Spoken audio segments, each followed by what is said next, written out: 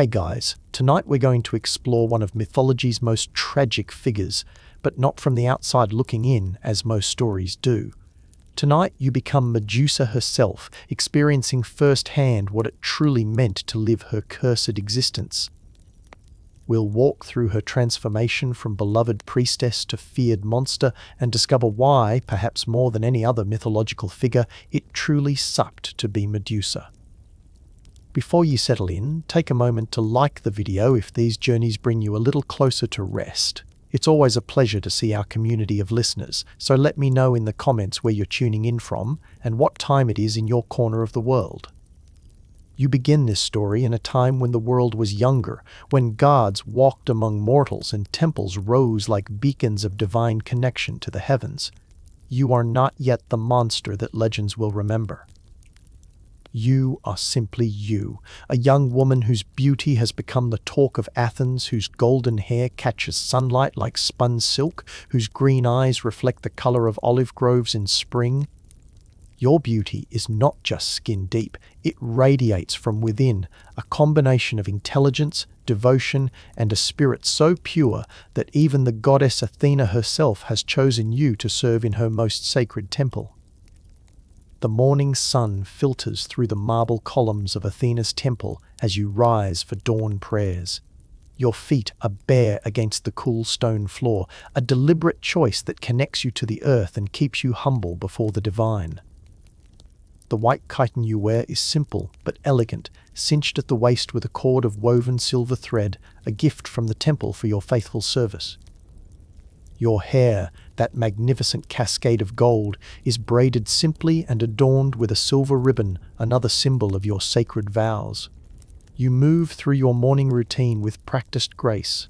First, you light the eternal flame that burns before Athena's statue, your hands steady as you strike flint to kindling. The flame catches, dances, grows strong, just as your faith has grown since you first entered this sacred space 3 years ago.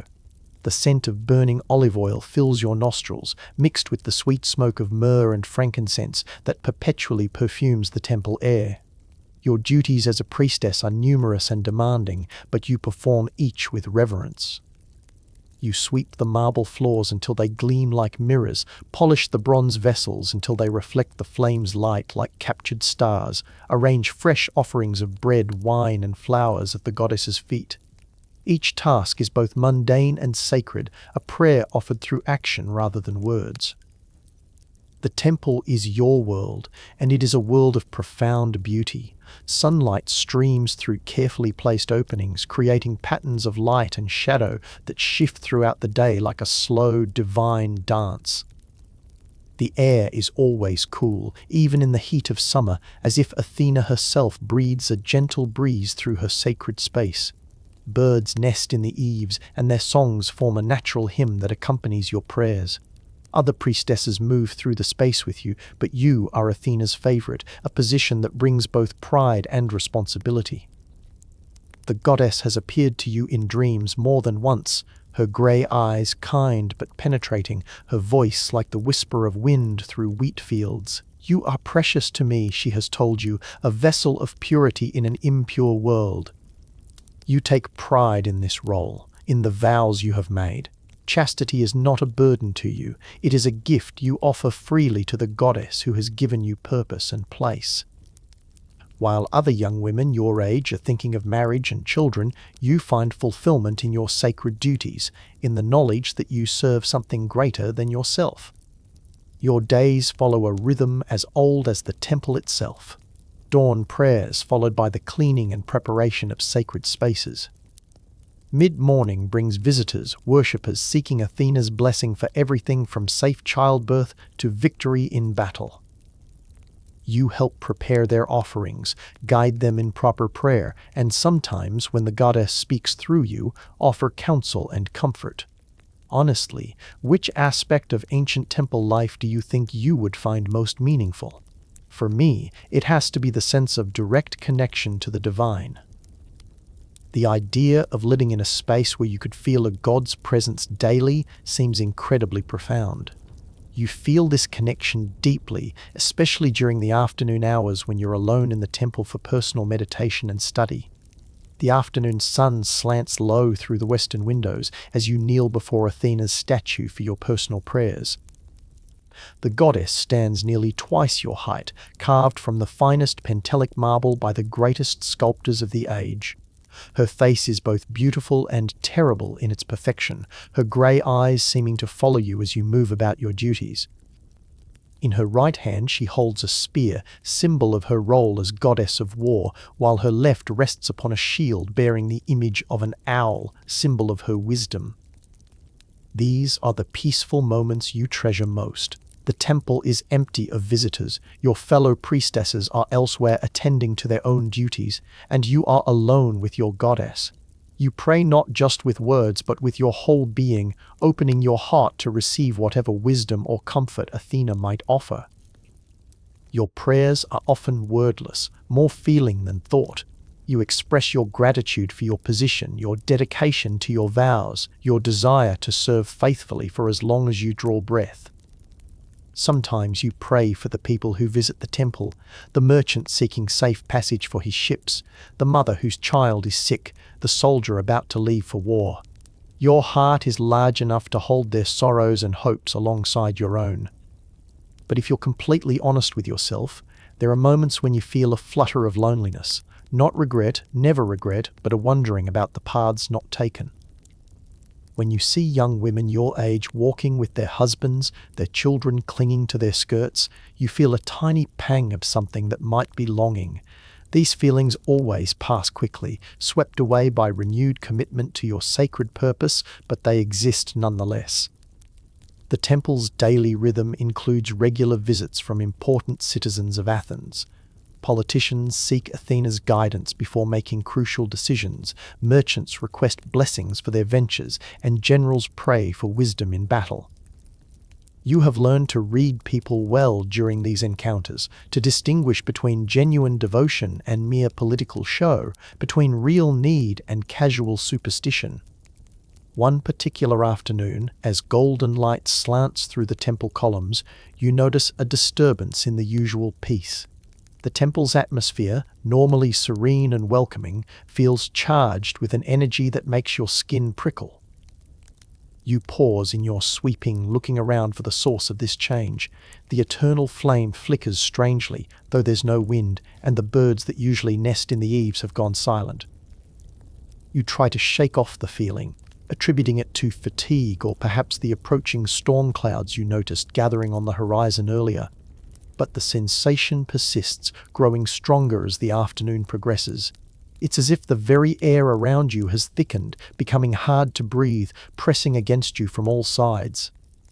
As you go about your duties, filling oil lamps, arranging fresh flowers, checking that all sacred implements are properly cleaned and positioned, you find yourself glancing over your shoulder repeatedly.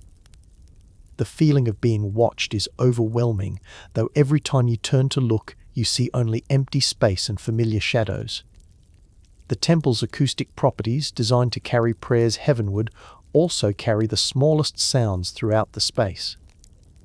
Today you hear things that shouldn't be there, footsteps that don't match those of your fellow priestesses, whispers that fade before you can make out words, the rustle of fabric when no one else is moving. Your hands tremble slightly as you tend to the evening lamps, and you scold yourself for such foolishness. This is Athena's temple, the most sacred space in Athens, protected by the goddess herself. What harm could possibly come to you here? Yet the uneasiness persists, growing stronger as shadows lengthen and the afternoon light begins to fade. The other priestesses have retired to their quarters for the evening meal, but you remain, drawn by both duty and an inexplicable compulsion to stay near Athena's statue. The great image seems to watch you more intently than usual, her stone eyes holding depths of wisdom and warning that you cannot quite decipher. Which mythological setting would you find most intimidating to be alone in? For me, it has to be the moment when divine attention turns toward you, not in blessing, but as the precursor to cosmic interference in your life. There's something terrifying about being noticed by forces beyond mortal understanding. You feel that weight of divine attention now, though you cannot yet identify its source or intent. The evening air grows thick with the scent of approaching rain, and thunder rumbles in the distance. You light the final lamp of the day, its flame joining the others in a constellation of light that pushes back the gathering darkness. The familiar ritual calms your nerves somewhat, grounding you in routine and purpose. But as you kneel for evening prayers, the temple door opens with a sound like distant thunder. No one should enter at this hour. Evening prayers are meant to be private, a time for personal communion with the goddess. Yet someone has entered, and you can feel their presence like a weight upon your shoulders. You don't turn immediately, hoping that whoever it is will realize their mistake and withdraw. But the footsteps continue, growing closer, echoing through the sacred space with an authority that makes your blood run cold. These are not the steps of a lost citizen or confused visitor. They carry power, confidence, and something else, a predatory intent that sets every nerve in your body on edge. "Beautiful maiden," comes a voice from behind you, rich and deep as the ocean's depths. "Do not be afraid." But you are afraid. Every instinct screams at you to run, though you force yourself to remain still, kneeling before your goddess's statue. You recognize the voice, though you wish you did not. Every citizen of Athens knows the sound of Poseidon's voice, for he speaks with the power of crashing waves in the depths of the sea. "My lord Poseidon," you manage to whisper, your voice barely audible above the thunder that grows louder outside. "The temple is closed for evening prayers." His laughter is like waves against rocks, beautiful but dangerous. "Temples are never closed to gods, sweet priestess, and I have come here specifically to see you." Your hands clench in your lap as you struggle to maintain composure. Gods visiting temples is not unusual, but something about this visit feels wrong. Poseidon's presence fills the sacred space like floodwater, overwhelming and destructive.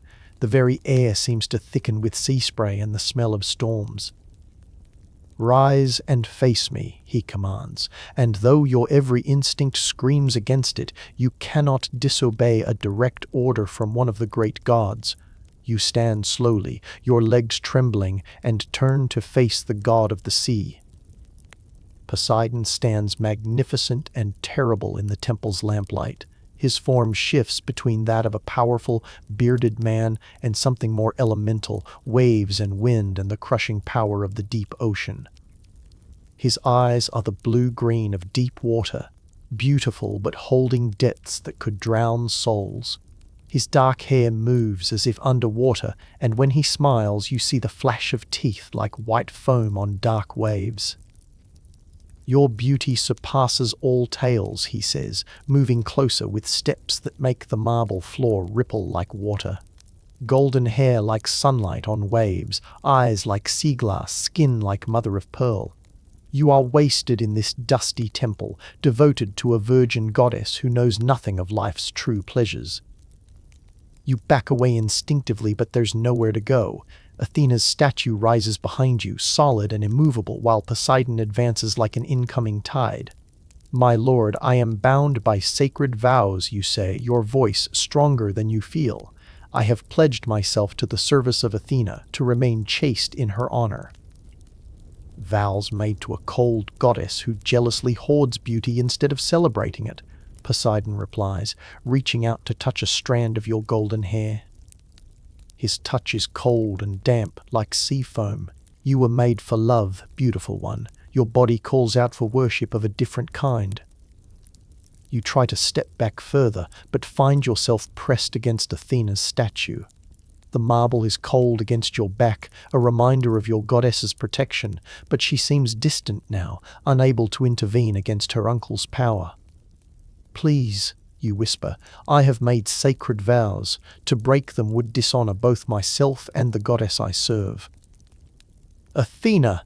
Poseidon spits, and his voice carries the anger of hurricane winds. "My proud niece who thinks herself above the natural order. She needs to be reminded that there are forces older and more powerful than her cold wisdom." His meaning becomes horrifyingly clear. This is not just about desire, it's about divine politics, ancient rivalries, the endless games gods play with mortal lives. You are not a person to him, but a message, a way to wound his niece's pride and prove his dominance. I will give you pleasures beyond your imagination, he continues, his hands now framing your face, cold and damp against your skin. The touch of the god who rules 3/4 of the earth. Forget your dusty vows and cold goddess. Let me show you what it means to be truly alive. Terror gives you strength you didn't know you possessed. You push against his chest, feeling the power of storm waves beneath your palms, and cry out, "Athena, help me, protect your servant." But your goddess doesn't answer. Perhaps she cannot, or perhaps she chooses not to interfere in the affairs between equals. Your cry echoes through the temple, bouncing off marble walls and stone columns, but no divine intervention comes. Poseidon's laugh is like thunder now, filling the sacred space with its rolling power. Your goddess turns her face away, beautiful one. Even she knows better than to challenge me directly in matters of the heart. What happens next unfolds with the terrible inevitability of a natural disaster. Poseidon's power overwhelms your resistance as easily as a tsunami overwhelms a seawall. The god of the sea takes what he wants. There in the sacred space you have kept pure for 3 years, beneath the marble gaze of the goddess you have served so faithfully. The violation is both physical and spiritual. As he forces himself upon you, the sacred space itself seems to scream. The eternal flame gutters and dims, the oil lamps flicker wildly, and you swear you can hear the marble itself groaning in protest. Your beautiful white chiton tears like sea foam, your silver cord breaks and scatters like drops of rain.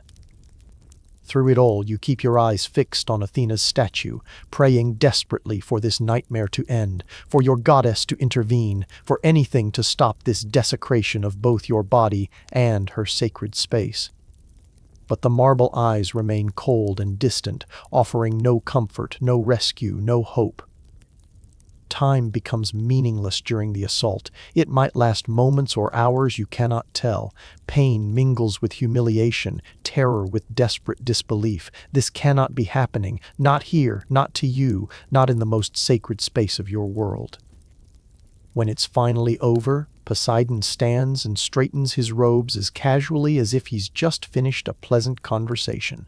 The god's terrible beauty is undiminished, his power undiminished, his satisfaction evident. You lie broken on the marble floor, your torn chiton barely covering your bruised body, your golden hair disheveled and damp with tears and sea spray. "Remember this night, beautiful one," Poseidon says, his voice now carrying the gentle lap of waves against a peaceful shore, as if nothing violent has occurred. "Remember what it means to be desired by a god. Your cold goddess may have your prayers, but I have had your body." And then he's gone, vanishing like morning mist over water, leaving behind only the scent of brine and the echo of distant thunder. You lie on the cold marble, broken and alone, staring up at Athena's statue through tears that blur your vision. The goddess's expression hasn't changed, but somehow it seems different now. Where before you saw wisdom and protection, now you see something else: disappointment, anger, disgust. Not at Poseidon, who has already departed, but at you. Honestly, what do you think hurts more in moments like this, the physical pain or the spiritual betrayal? For me, it has to be the sense that everything sacred has been corrupted, that the very foundation of your world has cracked beyond repair. You feel this devastation now, lying broken on the temple floor where you once felt so safe and cherished. You try to pray, to reach out to your goddess for comfort and healing, but the words won't come. How can you pray when you have been defiled? How can you speak to the virgin goddess when your own purity has been stolen? The very air of the temple feels different now, no longer welcoming and peaceful, but heavy with shame and violation. Slowly, painfully, you pull yourself into a sitting position. Your body aches in ways you never imagined possible, bruises already darkening your pale skin. Your beautiful chiton is ruined, torn and stained with blood and other things you don't want to identify.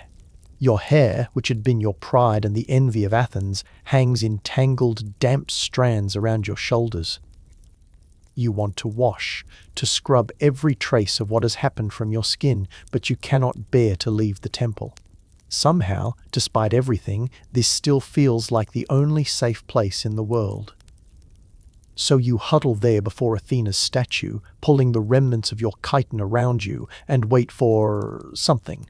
Dawn, perhaps, or death, anything that might end this nightmare. But the nightmare is only beginning. The temperature in the temple drops suddenly, and the oil lamps flicker and die one by one until only the eternal flame remains. Even that flame burns low, casting dancing shadows that seem to writhe and twist with malevolent life. The very air crackles with divine power, but this feels different from Poseidon's oceanic energy. This is colder, more focused, sharp as a blade. "So," comes a voice from the darkness, crisp and clear as winter wind, "this is how my most devoted priestess honors her vows." Your blood freezes in your veins. You know that voice even better than you knew Poseidon's. You've heard it in dreams and visions for 3 years. It is Athena, your goddess, the deity you have served with such devotion. But there is no warmth in her tone now, no trace of the affection she once showed you. Light begins to gather near the statue, coalescing into the form of the goddess herself. Athena appears in her full divine glory, tall and imposing, clad in armor that gleams like silver moonlight, her spear held ready and her shield strapped to her arm. Her grey eyes, which once looked upon you with favor, now burn with cold fury. "My lady," you whisper, struggling to your feet despite the pain racking your body. "Please, I didn't," he forced. "I called for you. Silence."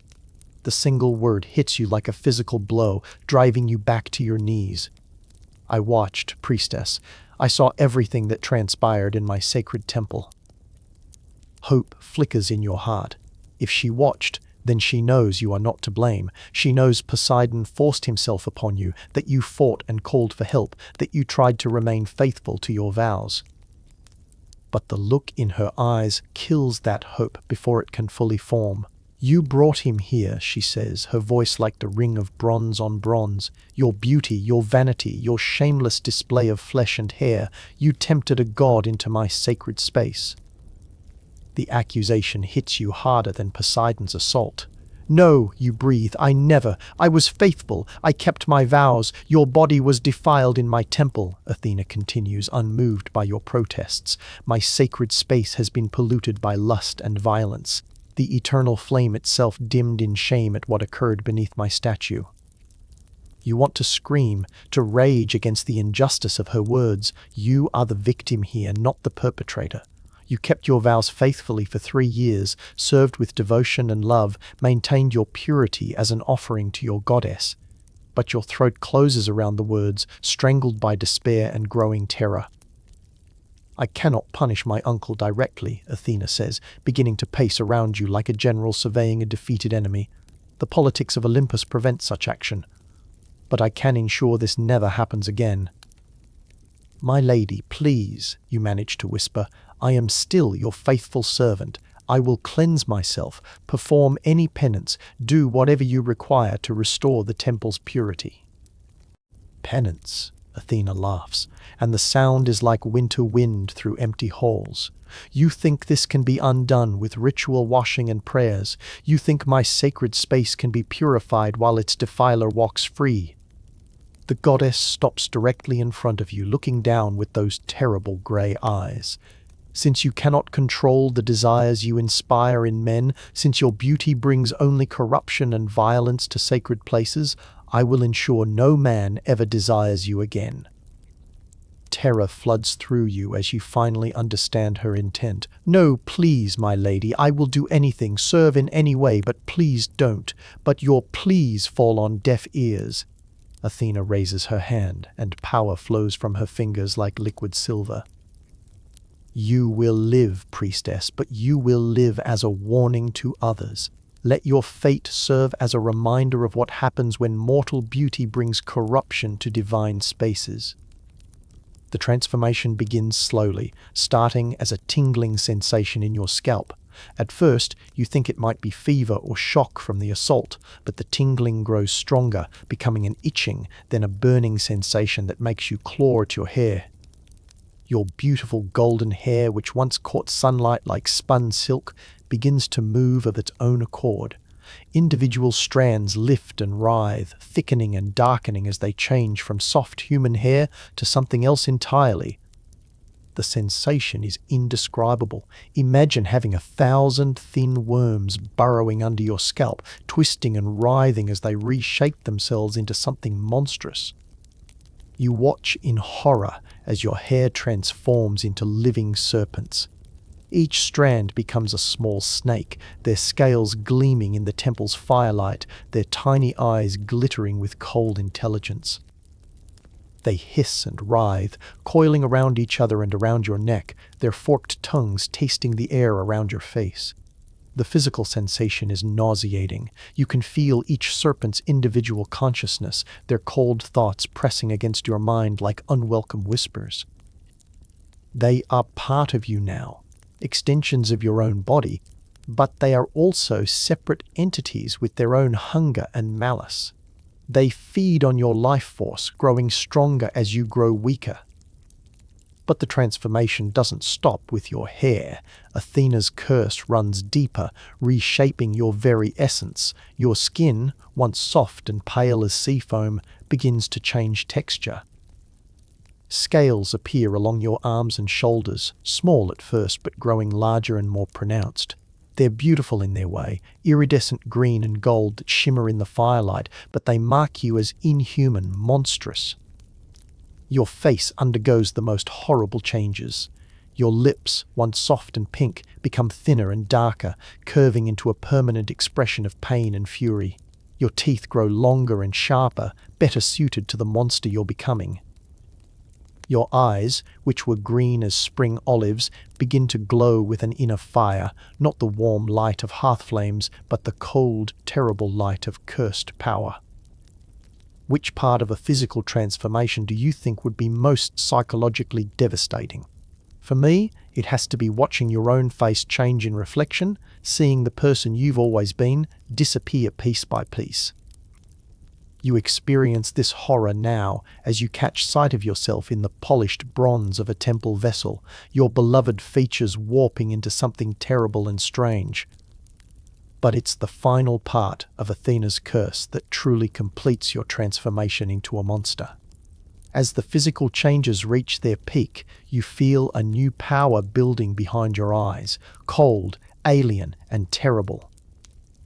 You try to blink it away, to suppress whatever is happening, but the power grows stronger with each passing moment. Your gaze will turn all who look upon you to stone, Athena explains, her voice now calm and satisfied. Man or beast, mortal or divine, all will become lifeless rock beneath your eyes. You will know true solitude, priestess. Never again will you tempt a god or corrupt a sacred space. The full weight of your curse becomes clear. Not only have you been transformed into a monster, but you have become a monster that cannot be near any living thing. Your very gaze is death now, your presence a threat to all life. The loneliness you sometimes felt as a temple priestess was nothing compared to what awaits you now. My lady, you whisper through lips that barely function as human lips anymore, please, I beg you, reverse this curse. I will leave Athens, go somewhere far away where no one will ever see me. Just please let me remain human. Human? Athena regards you with something that might be pity if not for the coldness in her eyes. You lost your humanity when you allowed my temple to be defiled. This form better suits what you have become. The goddess turns to leave, but pauses at the temple entrance. Your sisters in service have already been told that you died during the night, a fever brought on by impiety. They will mourn you appropriately, then forget you ever existed. As far as the world is concerned, the priestess Medusa is dead. And then she's gone, leaving you alone with your horror and your reflection in the bronze vessels. The woman you were is indeed dead, killed not by fever but by divine cruelty. What remains is something new, something monstrous, something that cannot be allowed to exist among the living. You try to test the limits of your new curse, carefully averting your gaze from anything living. Even the spiders that normally inhabit the temple's corners seem to sense the danger you represent, scuttling away into cracks and crevices where your deadly gaze cannot reach them. The serpents that are now your hair hiss constantly, their voices creating a susurrus of sound that echoes through the empty temple. The first rays of dawn are beginning to filter through the temple windows when you hear voices outside, the other priestesses returning for morning prayers. Panic seizes you. If they see you like this, if you accidentally look at them, you cannot be responsible for turning your former sisters into stone statues. Moving as quietly as you can, you gather the tattered remains of your chiton and wrap them around yourself like a hooded cloak. The serpents that are your hair writhe in protest at being covered, but you force them down, pulling the fabric up to hide your transformed features. You'll have to leave Athens, leave everything you've ever known, before anyone sees what you've become. The temple's back entrance opens onto a narrow alley that leads to the city's outskirts. You've used this route before when running errands for the temple, but never with such desperate purpose. Each step away from your former life is agony, but you have no choice. You are a monster now, and monsters cannot live among mortals. As you slick through Athens's winding streets in the grey hour before full dawn, you catch glimpses of your old life everywhere. The bakery where you bought bread for temple offerings, the fountain where you collected water for ritual cleansing, the homes of citizens you've blessed and counseled. All of it is lost to you now, part of a world you can never re-enter. The city gates stand open for early merchants and travelers, but the guards pay no attention to another hooded figure leaving the city. Why would they? They have no reason to suspect that one of Athena's most devoted priestesses is fleeing into exile, transformed into the very kind of monster parents use to frighten misbehaving children. Your journey into the wilderness beyond Athens is both a physical ordeal and a spiritual dying. Every step takes you further from everything you've ever known. Every breath reminds you of how completely your life has been destroyed. The serpents that are your hair grow restless under their covering, and you can feel their hunger growing alongside your own exhaustion. You have no destination in mind, only the desperate need to get as far from human habitation as possible. Your feet, once accustomed to smooth temple floors, blister and bleed on rough ground. Your transformed body demands different sustenance than your human form did, but you don't yet understand what that means. As the sun climbs higher, you begin to encounter other travelers on the road, merchants with their pack animals, farmers heading to market, pilgrims journeying to distant temples. Each encounter forces you to pull your makeshift hood lower and turn your face away, terrified that even an accidental glimpse might trigger your curse. Honestly, what do you think would be hardest about suddenly being cut off from all human contact? For me, it has to be the complete loss of identity. Without others to reflect back who you are, how do you even know you exist? You grapple with this existential terror as you stumble through your first day as a monster, feeling your sense of self fragmenting with each hour that passes. By evening, you've traveled perhaps 15 miles from Athens, far enough that you feel somewhat safer from accidental encounters, but nowhere near far enough to truly escape the reach of civilization. You need to find somewhere to rest, to gather your strength, to begin learning how to survive as the creature you've become. A grove of ancient olive trees offers some shelter from the wind that has begun to pick up as night falls. The trees are old and gnarled, their branches forming a natural canopy that blocks out most of the starlight. Here, finally, you dare to pull back your hood and let the serpents that are your hair breathe freely. They writhe and hiss with what might be relief, their scales catching what little light filters through the leaves.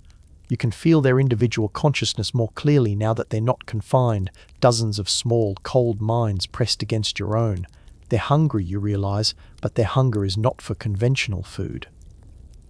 As if responding to your recognition of their needs, the serpents begin to move more purposefully. They sense something in the darkness, some small creature moving through the underbrush. Before you can stop them, several of the serpents dart forward, striking with lightning speed at a rabbit that has wandered too close to your hiding place. the rabbit freezes instantly, not turned to stone like victims of your gaze, but paralyzed by the serpent's venom. As you watch in fascination and horror, the serpents begin to feed, their tiny mouths somehow capable of consuming prey much larger than themselves. The rabbit disappears bit by bit, absorbed into the supernatural hunger of your transformed hair.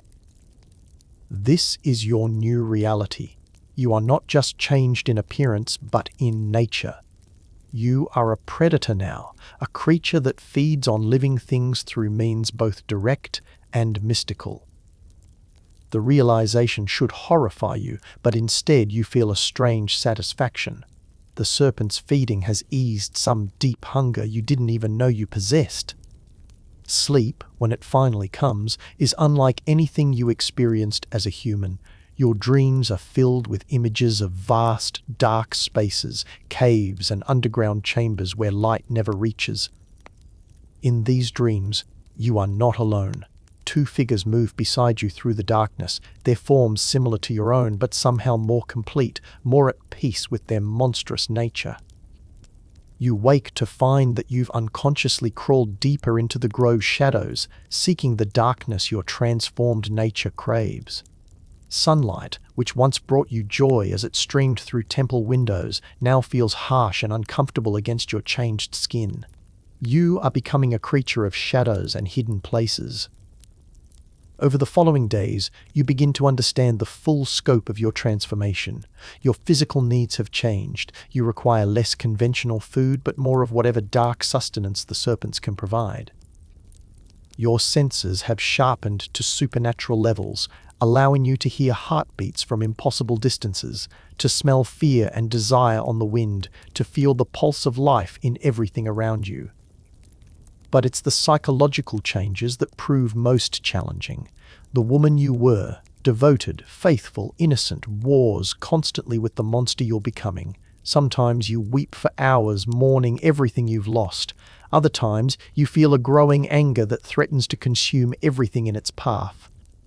The worst moments come when you accidentally glimpse your reflection in streams or pools.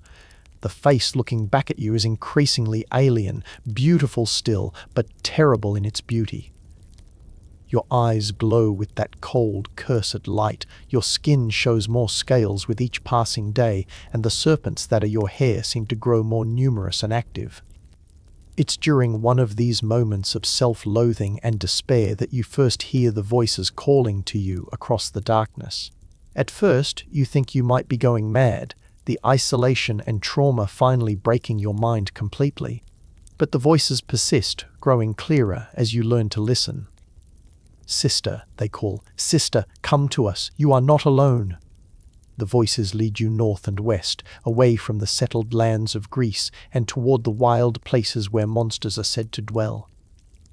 You follow partly out of desperation and partly out of hope. If there are others like you, perhaps existence doesn't have to be quite so unbearably lonely. Your journey takes weeks, moving mostly at night to avoid accidental encounters with humans. You learn to hunt as the serpents hunt, to find shelter in places where no mortal would think to look, to navigate by the subtle currents of supernatural energy that flow beneath the surface of the world. The voices grow stronger as you travel, accompanied now by a sense of presence that feels almost like coming home. These are not random monsters calling to you, you realize, but family, sisters in transformation and exile, creatures who understand exactly what you've become and why. Finally, on a night when the moon is dark and the stars seem especially cold, you crest a ridge and see your destination spread out below you. It's an island, but not one that appears on any human maps. Dark water surrounds it, perfectly still and reflecting no light.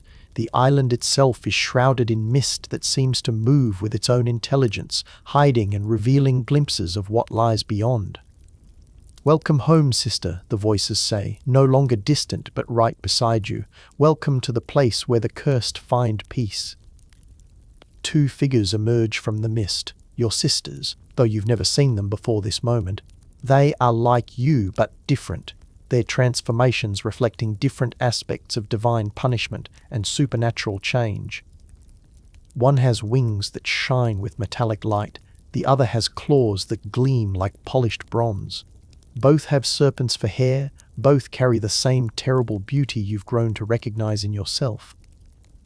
"I am Stheno," says the one with bronze claws, "and this is Euryale." Her voice carries the weight of centuries, though she appears no older than you. "We have been waiting for you, Medusa. You know my name?" you ask, surprised. "You've told no one who you were, spoken to no one since your transformation began." "We know everything, sister," Uriel replies, her wings rustling like metal leaves. "We know what you were, what was done to you, and what you have become. We were priestesses once too, in different times and different places. We understand." Understanding floods through you like warm water, the first comfort you've felt since that terrible night in Athens. These are not just random monsters, but sisters in truth, women who shared your devotion, your service, and ultimately your punishment. You are not alone in your suffering. What kind of bond do you think forms between people who've endured similar transformations? For me, it has to be deeper than ordinary friendship or even family. It's the connection between souls who've been broken and remade in similar fires. You feel this profound connection as your sisters welcome you to their island home. The island itself is a place outside normal geography, existing in the spaces between the mortal world and whatever lies beyond. Here, the rules that govern human existence don't apply. The mist that surrounds it hides you from mortal eyes while allowing you to see out into the world when you choose. Time moves differently, seasons blend into each other, and the very landscape shifts to accommodate your needs. Your sisters have created something like civilization here, not human civilization with its temples and markets and social hierarchies, but something suited to your transformed natures.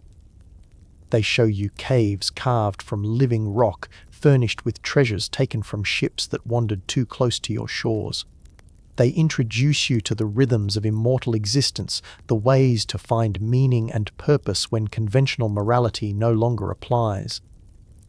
"The first thing you must understand," Stheno explains as she leads you through winding passages carved deep into the island's heart, "is that what was done to us was not justice. It was cruelty disguised as divine will, punishment for crimes we did not commit." The words resonate through you like struck bronze. All these weeks of self-blame and shame begin to crack under the weight of this simple truth. You were not responsible for Poseidon's attack. You did not deserve Athena's punishment. You are a victim, not a villain. "But," Euryale adds, her voice carrying both warning and promise, "we are no longer victims. We have become something new, something powerful, something that mortals and gods alike have reason to fear. Our curse has become our strength." They teach you to embrace your monstrous nature rather than fighting against it. The serpents in your hair are not just marks of your transformation, but weapons and extensions of your will. The deadly gaze that once filled you with horror becomes a tool of justice and revenge. The strength and speed your changed body possesses make you a formidable hunter and warrior. Your daily routine on the island develops slowly, shaped by your immortal natures and the strange rhythm of your cursed existence. You wake at sunset, when the last light fades from the western sky and darkness begins to claim the world.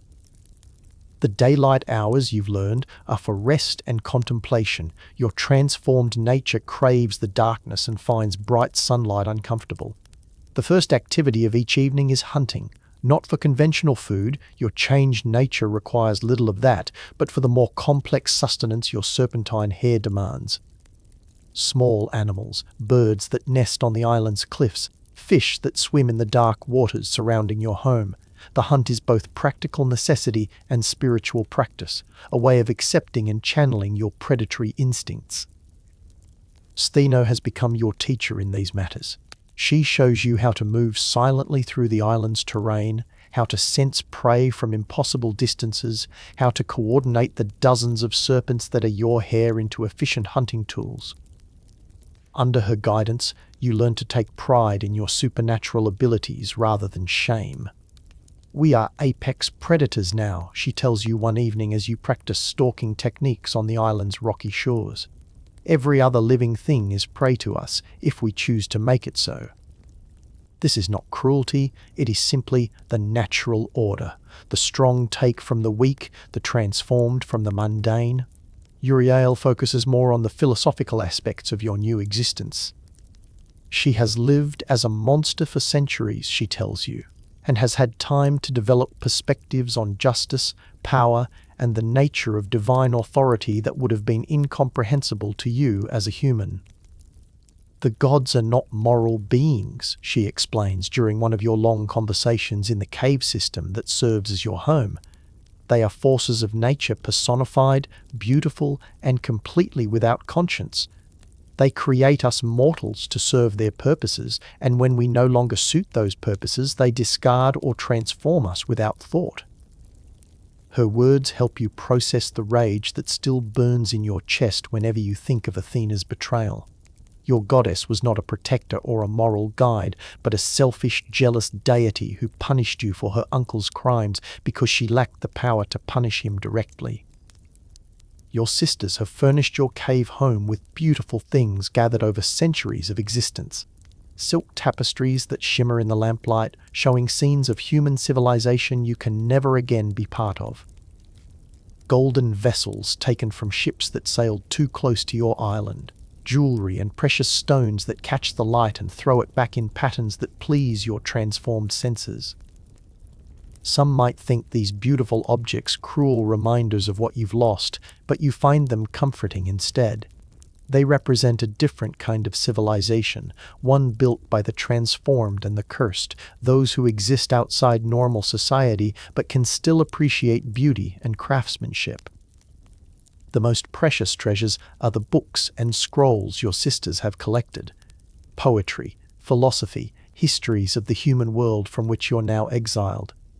During the quiet hours of your immortal existence, you read voraciously, maintaining some connection to the intellectual life you once treasured as a priestess.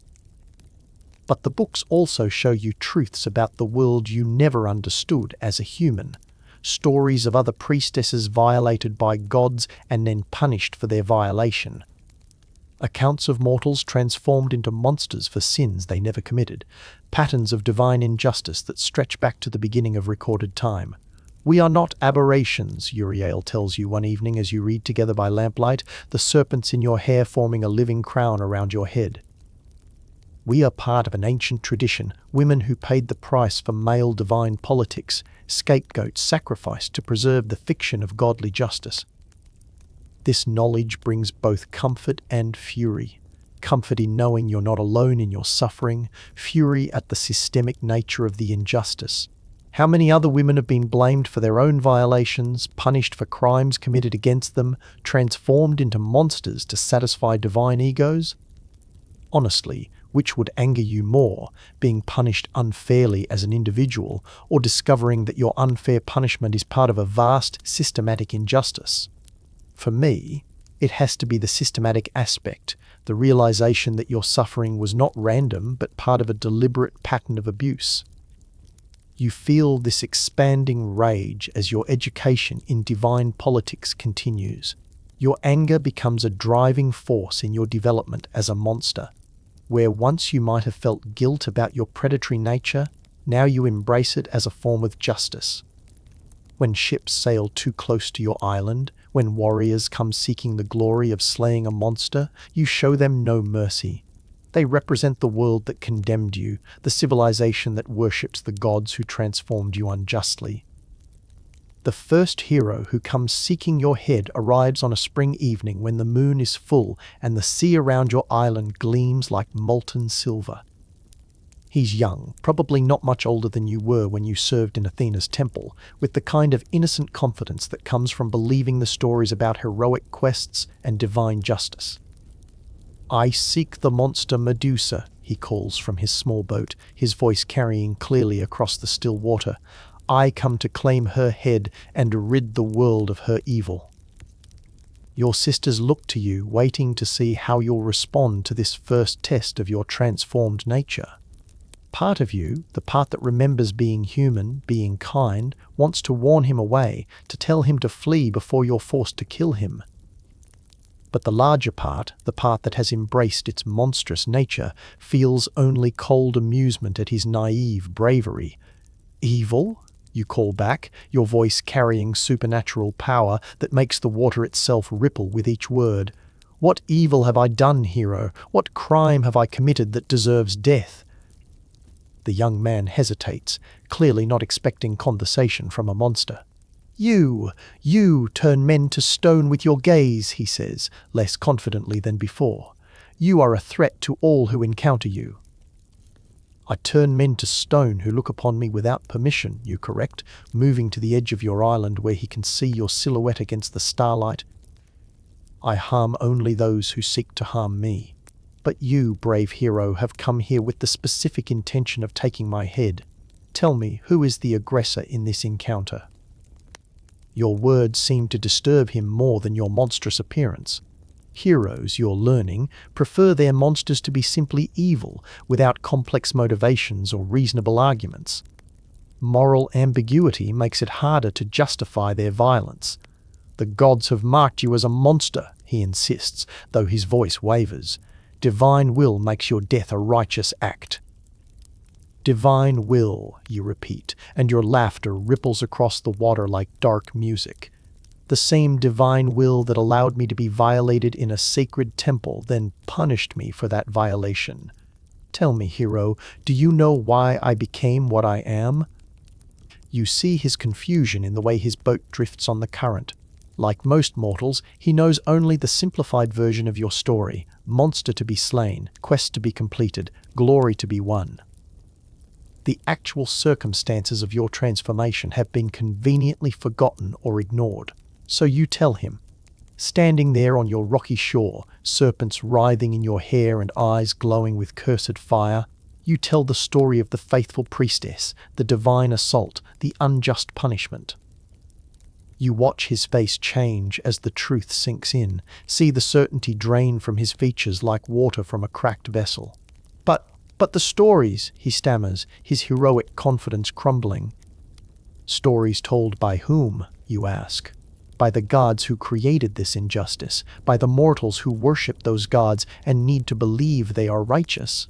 Stories have power, young hero, but that doesn't make them true. The young man sits in his boat for a long time, wrestling with the conflict between what he's being told and what he's learned. You can see the moment when he makes his choice, when he decides that comfortable lies are preferable to disturbing truths. Monster or not, you're still dangerous, he says, raising his sword with hands that shake only slightly. I still have a duty to stop you.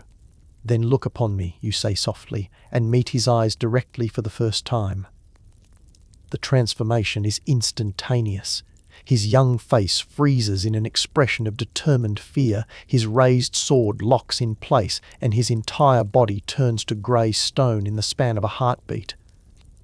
The boat continues to drift for a moment, carrying its stone passenger in a lazy circle on the current, before the weight distribution changes and both statue and vessel disappear beneath the dark water. You feel no guilt or sadness at his death. He came here to kill you based on lies and incomplete stories. His fate is justice of a sort, not the justice dispensed by gods and kings, but the justice of consequences meeting actions. Your sisters have watched the entire encounter from the shadows of the cave mouth.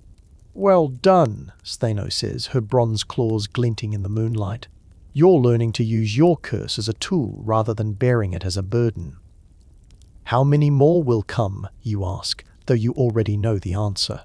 Many, Uriel replies. Heroes seek glory, and slaying monsters is how they earn it. They will keep coming until... She trails off, leaving the sentence unfinished. Until someone succeeds, you realize. Your curse makes you deadly but not invulnerable. Someday, some hero will find a way to kill you despite your supernatural defenses. The only question is how many others you'll take with you before that day comes. Which aspect of immortal monster life do you think would be most psychologically challenging? For me, it has to be the knowledge that your existence is fundamentally temporary, that you're not truly immortal, but simply longer lived than your enemies. You live with this knowledge as your monster life settles into its strange rhythm.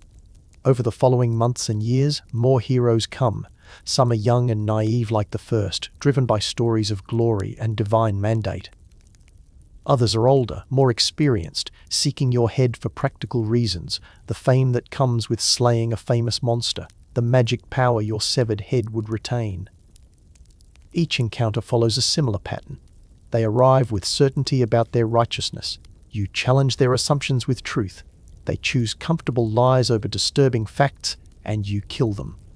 Their stone forms join a growing collection on the sea floor around your island, monuments to the power of narrative over reality. But not all your encounters are with heroes seeking to kill you. Sometimes ships are driven toward your island by storms or currents, their crews too exhausted or desperate to care about ancient warnings. These encounters are more complex, requiring delicate navigation between your monstrous nature and the remnants of your human compassion. You develop techniques for dealing with such situations. Speaking from the shadows so they cannot see you directly, warning them away with words rather than death gazes, even occasionally helping lost sailors find their way back to shipping lanes. These acts of mercy are not softness but self-preservation. Unnecessary killing draws attention, and attention brings more heroes. Your sisters watch these displays of restraint with something between amusement and concern. You still think like a human sometimes, Stheno observes after you guide a lost fishing boat away from your shores without harming its crew. It's quaint. Is it wrong to avoid unnecessary killing, you ask, genuinely curious about their perspective. They've been monsters much longer than you, perhaps they understand something you don't. Not wrong, Uriel says carefully, but potentially dangerous. Mercy is often interpreted as weakness by mortals. Show too much of it, and they'll think you can be defeated through persistence rather than skill. Their concern proves prophetic. Word spreads through the mortal world that the monster Medusa sometimes spares those she encounters, that she can be reasoned with or bargained with. This attracts a new kind of visitor, not just heroes seeking glory, but scholars seeking knowledge, priests seeking divine revelations, even desperate mortals hoping to petition a monster for aid. These encounters are the most challenging of all. When a mother arrives begging you to curse the man who murdered her children, when a scholar offers his life in exchange for the secret of your transformation, when a priest claims divine visions have led him to seek wisdom from your cursed lips, how do you respond? The mother you turn away with words, explaining that your curse strikes without discrimination and cannot be directed at specific targets. The scholar you speak with from the shadows, sharing what knowledge you can without revealing yourself. The priest you listen to with growing unease. The goddess Athena has sent me visions, he claims, his voice carrying the fervor of true belief. She shows me a future where your curse serves a greater purpose, where your death becomes the key to a hero's ultimate triumph. Your blood runs cold at his words. Athena, still meddling in your existence even years after transforming you, still finding ways to use your suffering for her own purposes. The priest's visions might be true, prophecy, or madness, but either way, they represent a threat to the fragile peace you've built on this island. Tell me of these visions, you command, putting divine authority into your voice. The priest cannot see you, but he can hear the power in your words. What follows is a description that chills you to your immortal bones. A hero guided by divine wisdom, armed with gifts from multiple gods, approaching your island with knowledge of your true nature and your few vulnerabilities. Not another glory-seeking youth, but a genuine threat, someone who might actually succeed in taking your head. When? You ask, though you're not sure you want to know. Soon, the priest replies. The hero has already begun his quest. The gods watch his progress with great interest. After the priest leaves, you spare him because killing divine messengers brings unwanted attention. You share his words with your sisters. The atmosphere in your cave home grows heavy with foreboding. Perseus, Stheno says grimly, I've heard whispers of his name on the wind, son of Zeus, guided by Athena herself. If the visions are true, he won't come unprepared like the others. "Then we prepare as well," you reply, surprised by the steadiness of your own voice. "If my death is prophesied, I'll at least make it memorable." Your sisters look at each other with an expression you've learned to recognize, the look of immortals who have watched too many mortal friends die, who are tired of forming attachments that inevitably end in loss. But they nod agreement, because you are family now, bound by shared transformation and mutual understanding. The preparations that follow are both practical and ritualistic. You strengthen your island's natural defenses, calling upon the supernatural currents that hide it from casual discovery. You practice with your deadly gaze, learning to focus and direct its power more precisely. You even craft weapons from the strange materials available on your island, blades that drink light, armor that turns aside mortal weapons. But the most important preparation is psychological. You must decide who you want to be when death comes for you. The frightened priestess you once were, the bitter monster you became, or something new, someone who faces destiny with dignity and defiance. Honestly, how do you think you'd want to face your own prophesied death? For me, it has to be with complete honesty about who I am and what I've become. No pretense, no regret, just the truth of my existence laid bare. You make the same choice as you prepare for Perseus's arrival. The hero comes on a night when the moon is dark and the stars seem especially distant. You sense his approach hours before he reaches your island, feel the weight of divine attention focused on your home. Multiple gods are watching this encounter, you realize, not just Athena but Hermes, Hades, and perhaps even Zeus himself. Your death has become a matter of cosmic significance. Perseus moves differently than the heroes who came before him. Where they sailed directly to your island with horns blowing and weapons gleaming, he approaches with stealth and supernatural aid. You catch glimpses of him moving through the water, sandals that carry him above the waves, a helmet that bends light around his form, divine tools that mark him as more than mortal. Your sisters take positions at the cave mouth, ready to avenge your death if the prophecy proves true. But they cannot help you directly. This confrontation has the weight of fate behind it, the kind of destiny that mortals and gods alike must allow to unfold. When Perseus finally steps onto your island's rocky shore, you're waiting for him. Not hidden in shadows or protected by mist, but standing openly in a clearing where moonlight should illuminate your form. You've chosen to meet your fate with honesty, showing yourself clearly to the hero who has come to claim your head. But Perseus is cleverer than his predecessors. He moves with his back to you, watching your reflection in the polished shield Athena has given him. Even in the reversed image, you can see his youth, his determination, and something else, a kind of sadness that suggests he knows more about your story than most. "I know who you were," he says without turning, his voice carrying clearly in the still air. "I know what was done to you, and I know it was unjust." His words surprise you. None of the other heroes acknowledged your humanity or the circumstances of your transformation. Yet you've come to kill me anyway, you observe. "I've come to end your suffering," he corrects, still watching your reflection rather than facing you directly. "And to claim the power your death will provide for a greater cause." "Greater cause?" You laugh, and the sound carries the bitterness of years spent as a monster. "Whose cause, hero? The gods who made me what I am? The civilization that worships those gods?"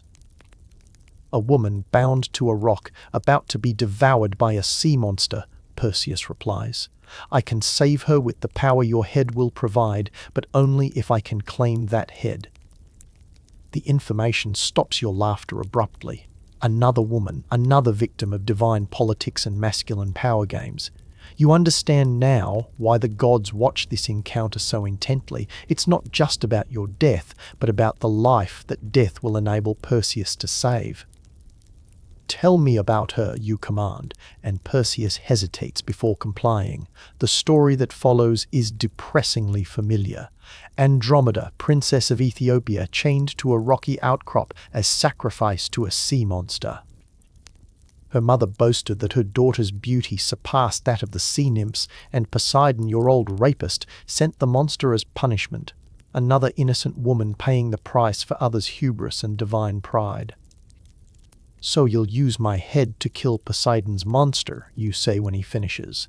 There's irony in it, your death avenging another of the sea god's victims, your cursed gaze finally striking at the deity who started your transformation. "Yes," Perseus admits, "it's not justice, but it's something." You consider his words in the strange stillness that surrounds prophesied moments. He's right that it's not justice. Killing you to save another victim doesn't address the root causes of divine abuse or provide any real accountability. But it is something, a small balancing of scales that have been weighted against innocent women for too long. Which would matter more to you in this situation, personal survival or the chance to help another victim? For me, it has to be helping the other victim. When you've lived as a monster for years, the opportunity to make your death meaningful becomes incredibly precious. You make your choice with surprising peace. "I will not make this easy for you," you tell Perseus, and you hear rather than see his nod of understanding. "But I will not make it impossible either. If my death can save another woman from paying the price for divine politics, then perhaps my existence will have served some purpose." The battle that follows is brief but intense. Perseus moves with supernatural speed and divine protection, his adamantine sword cutting through defenses that have turned aside dozens of other weapons. But you are no ordinary monster, and your years of embracing your cursed nature have made you formidable.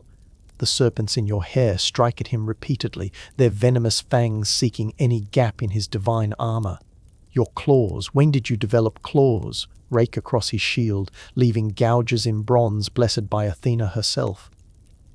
For a few moments, it seems possible that prophecy might be wrong, that you might emerge victorious from this encounter.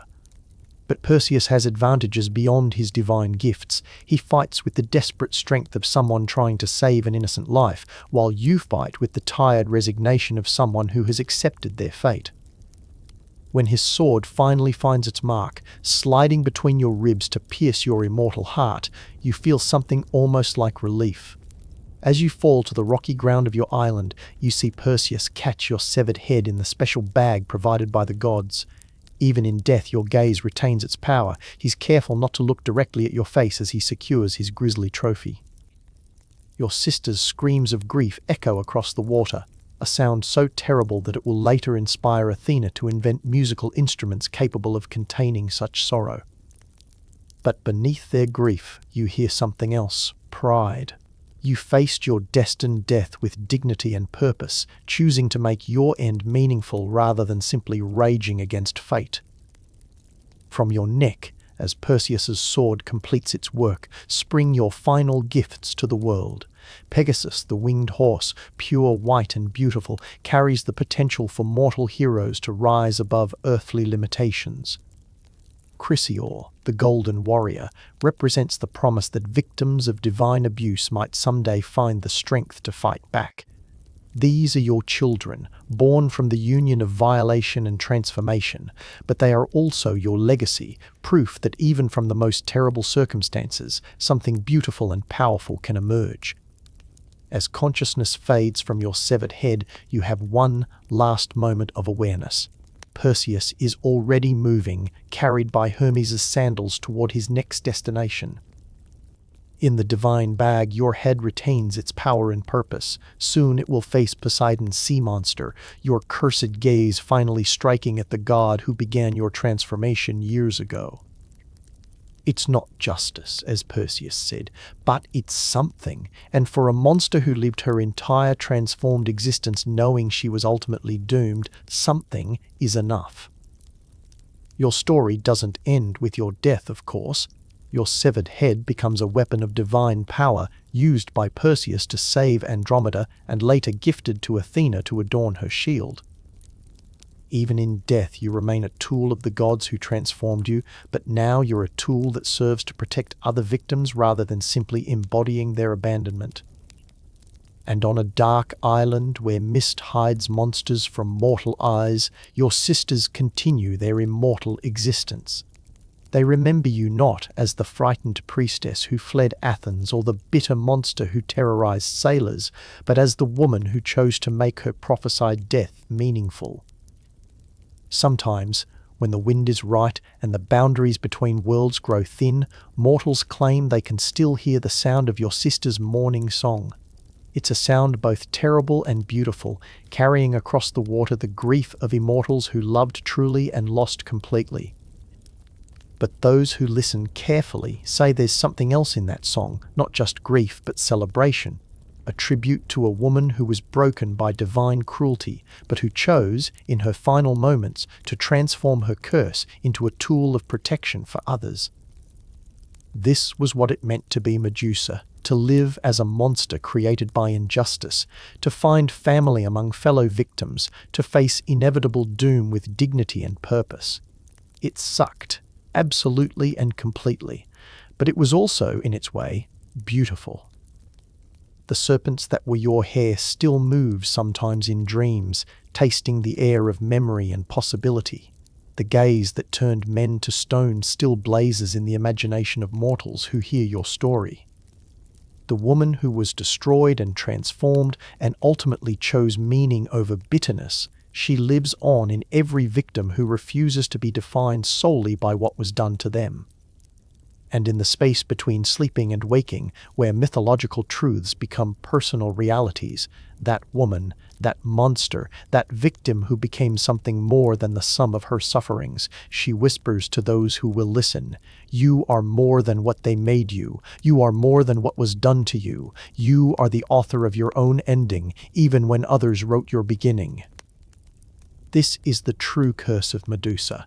Not the serpent hair or the killing gaze, but the terrible, wonderful knowledge that even victims of divine injustice can choose how their stories end. It's a curse that transforms into blessing for those brave enough to embrace it fully. Sleep now, and dream of transformations that lead not to bitterness but to strength, of curses that become gifts when viewed from the proper angle, of monsters who were once priestesses and who chose, in the end, to serve something greater than their own pain. The island where Medusa lived still exists, somewhere in the space between myth and reality, where her sisters tend the memory of a woman who faced the worst that gods and fate could offer and chose, in her final moment, to make it mean something beautiful. But as you drift in that space between death and legend, between ending and eternal influence, there are deeper truths to explore about what it truly meant to exist as Medusa.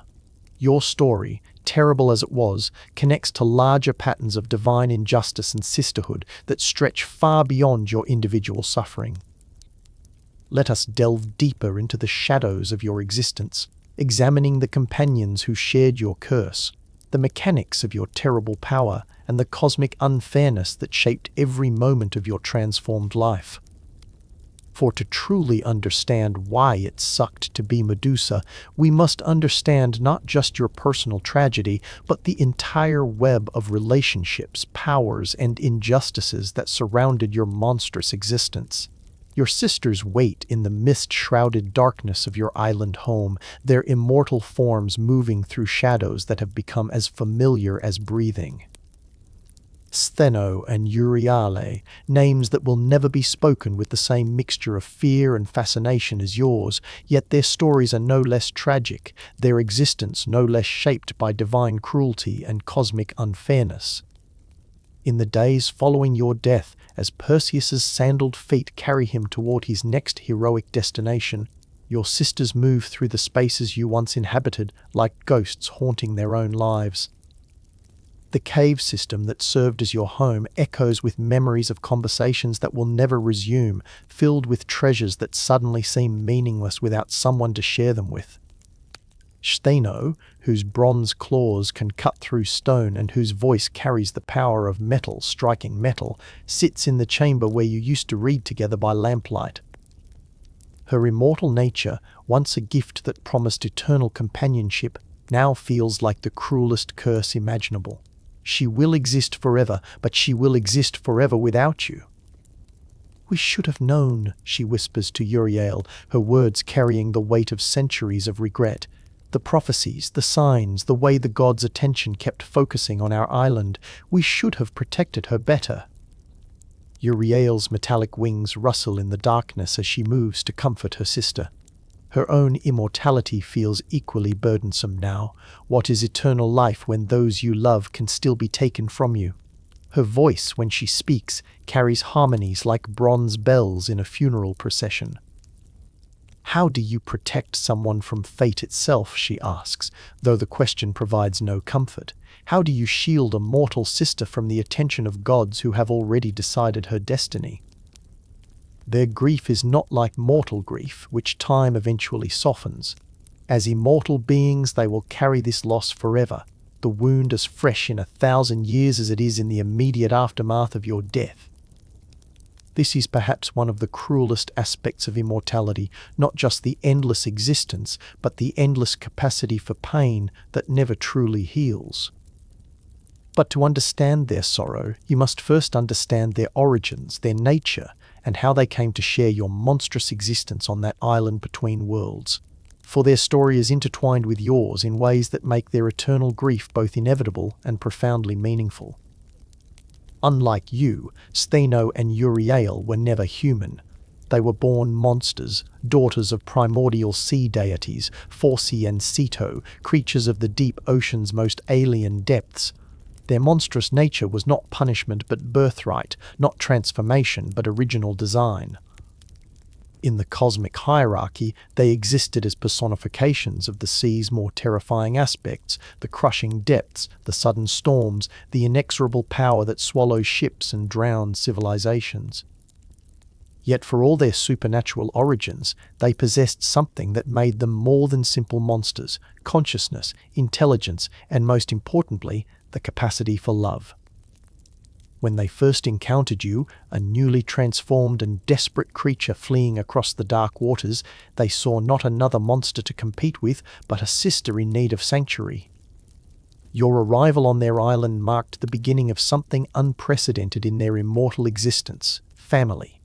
Not the biological family of their divine parentage, but chosen family, the bonds forged through shared understanding and mutual care. For the first time in their eternal lives, they had someone who understood what it meant to be feared and reviled, someone who shared their isolation from the mortal world. Honestly, which do you think creates stronger bonds, shared happiness or shared suffering? For me, it has to be shared suffering, because it requires you to see and accept the worst parts of each other while choosing to love anyway. Your sisters demonstrated this profound love throughout your years together, creating a sanctuary not just of place, but of belonging. The daily rhythms of life on your island were shaped by the unique needs and natures of three very different monsters.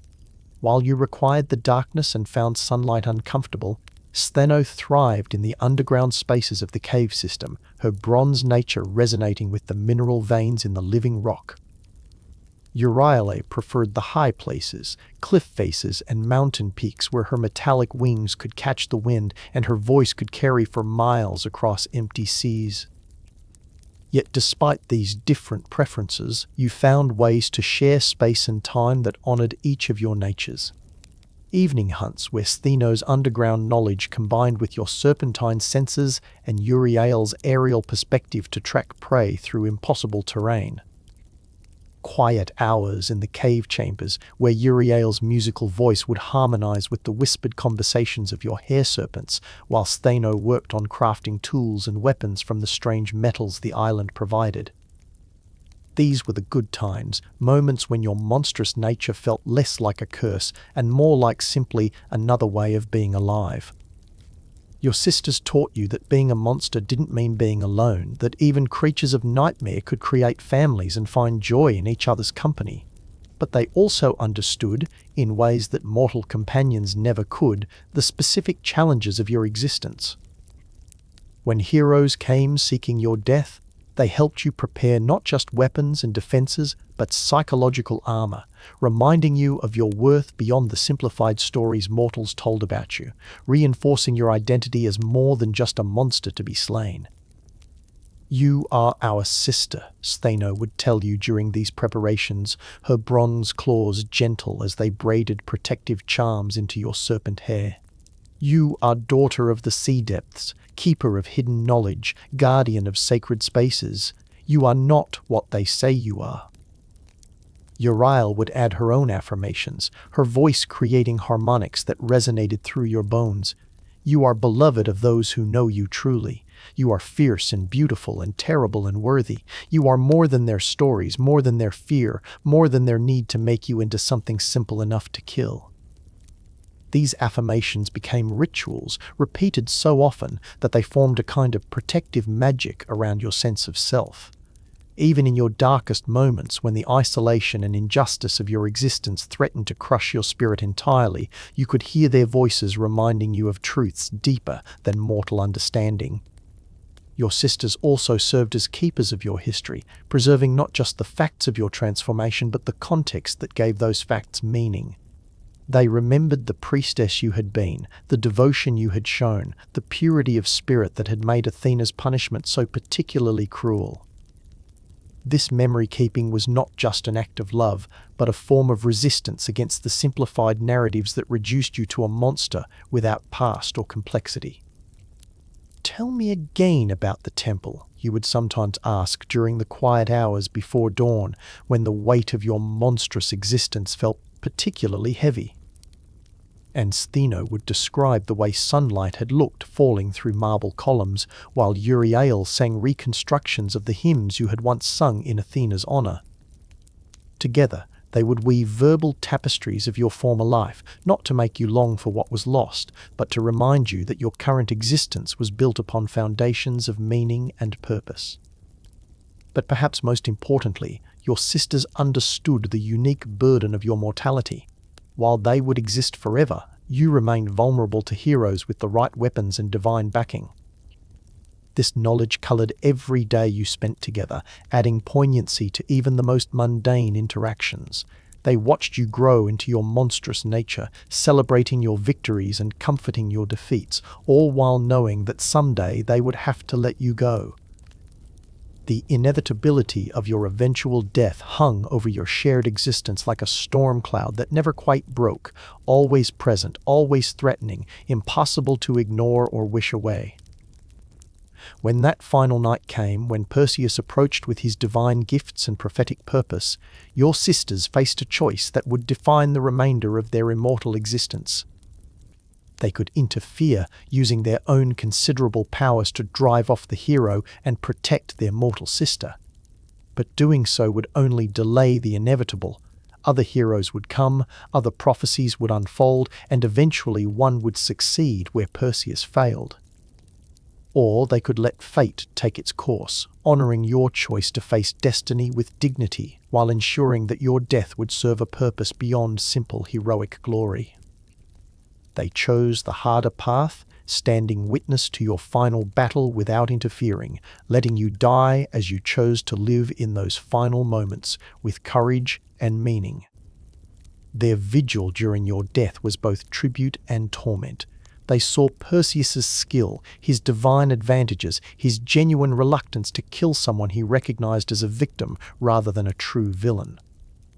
They witnessed your own complex dance with destiny, fighting fiercely enough to honor your monstrous nature, while not fighting so fiercely as to make victory impossible for the hero who needed your death to save another innocent. And when Perseus's blade finally found its mark, when your ichor spilled across the rocky ground of your island home, your sister's grief shattered the very boundaries between worlds. Their wails of loss created harmonics that reached into the deepest ocean trenches and the highest mountain peaks, announcing to every supernatural creature in existence that something precious and irreplaceable had been destroyed. But even in their grief, they found ways to honor your memory and continue the work you had begun. The island remained a sanctuary for other transformed creatures, other victims of divine injustice, who needed safe harbor in a world that saw them only as monsters to be feared or slain. Your sisters became the keepers of these refugees, extending the same compassionate protection to them that they had provided to you. They also became chroniclers of divine injustice, collecting and preserving stories of mortals punished for God's crimes, of innocents transformed for others' sins, of victims blamed for their own victimization. This work was not just academic, but actively therapeutic, showing other transformed beings that they were not alone in their suffering, that their individual tragedies were part of larger patterns that could be understood and contextualized. Which role do you think would be more psychologically sustaining for immortal beings, protector or chronicler? For me, it has to be protector, because actively helping others transforms your own suffering into something meaningful and ongoing. Your sisters found this meaning in their continued work, turning their island into a beacon of hope for other monsters seeking understanding. The cave chambers where you once lived together became shrines of a sort, not to worship you as a deity, but to remember you as a complete being. Your sisters filled these spaces with objects that had belonged to you, stories that captured your personality, artwork that depicted not your monstrous final form, but the complex individual you had been throughout your transformation. Visitors to their island, those few brave or desperate enough to seek out the immortal Gorgons, often spoke of the profound sense of presence in these memorial chambers. Not the oppressive weight of death, but the lingering warmth of a life fully lived, of someone who had faced impossible circumstances with grace and dignity. But perhaps the most profound aspect of your sisters' continuing existence was their relationship with time itself. As immortals, they experienced duration differently than mortals do, not as a series of discrete moments leading toward inevitable death, but as a continuous flow of experience that could be shaped by will and attention. This meant that their memories of you didn't fade or become idealized over time. Instead, they remained vivid and complete, accessible with the same immediacy as recent events. In a very real sense, you continued to exist for them, not just as memory but as ongoing presence, someone they could still converse with through recollection and whose influence continued to shape their choices and actions. Your sisters' immortality also meant that they witnessed the long-term consequences of your death in ways that mortals could never comprehend. They watched as Perseus used your severed head to save Andromeda, seeing both the justice of that act and its limitations. They observed as your head was eventually given to Athena, becoming part of the goddess's aegis and therefore a tool of the very deity who had punished you so cruelly. Most painfully, they witnessed the gradual transformation of your story in mortal memory. Over centuries and millennia, the complex truth of your existence was simplified, reduced, edited for the convenience of storytellers who needed clear villains and unambiguous heroes. The faithful priestess you had been was forgotten, the injustice of your punishment was erased, and you became nothing more than a monster in a hero's tale. Your sisters fought against this narrative simplification whenever possible, appearing to poets and chroniclers in dreams to whisper more complete versions of your story. But they were only two voices against the vast machinery of mythological reduction, and they watched helplessly as your humanity was erased from popular memory. Yet they never stopped trying. In quiet moments when the boundaries between worlds grew thin, they would reach across the divide between mortal and divine consciousness, planting seeds of doubt about the simplified stories, encouraging questions about the true nature of justice and punishment, of heroism and monstrosity. Their work bore fruit in unexpected ways. Artists began depicting you not just as a simple monster, but as a figure of tragic beauty.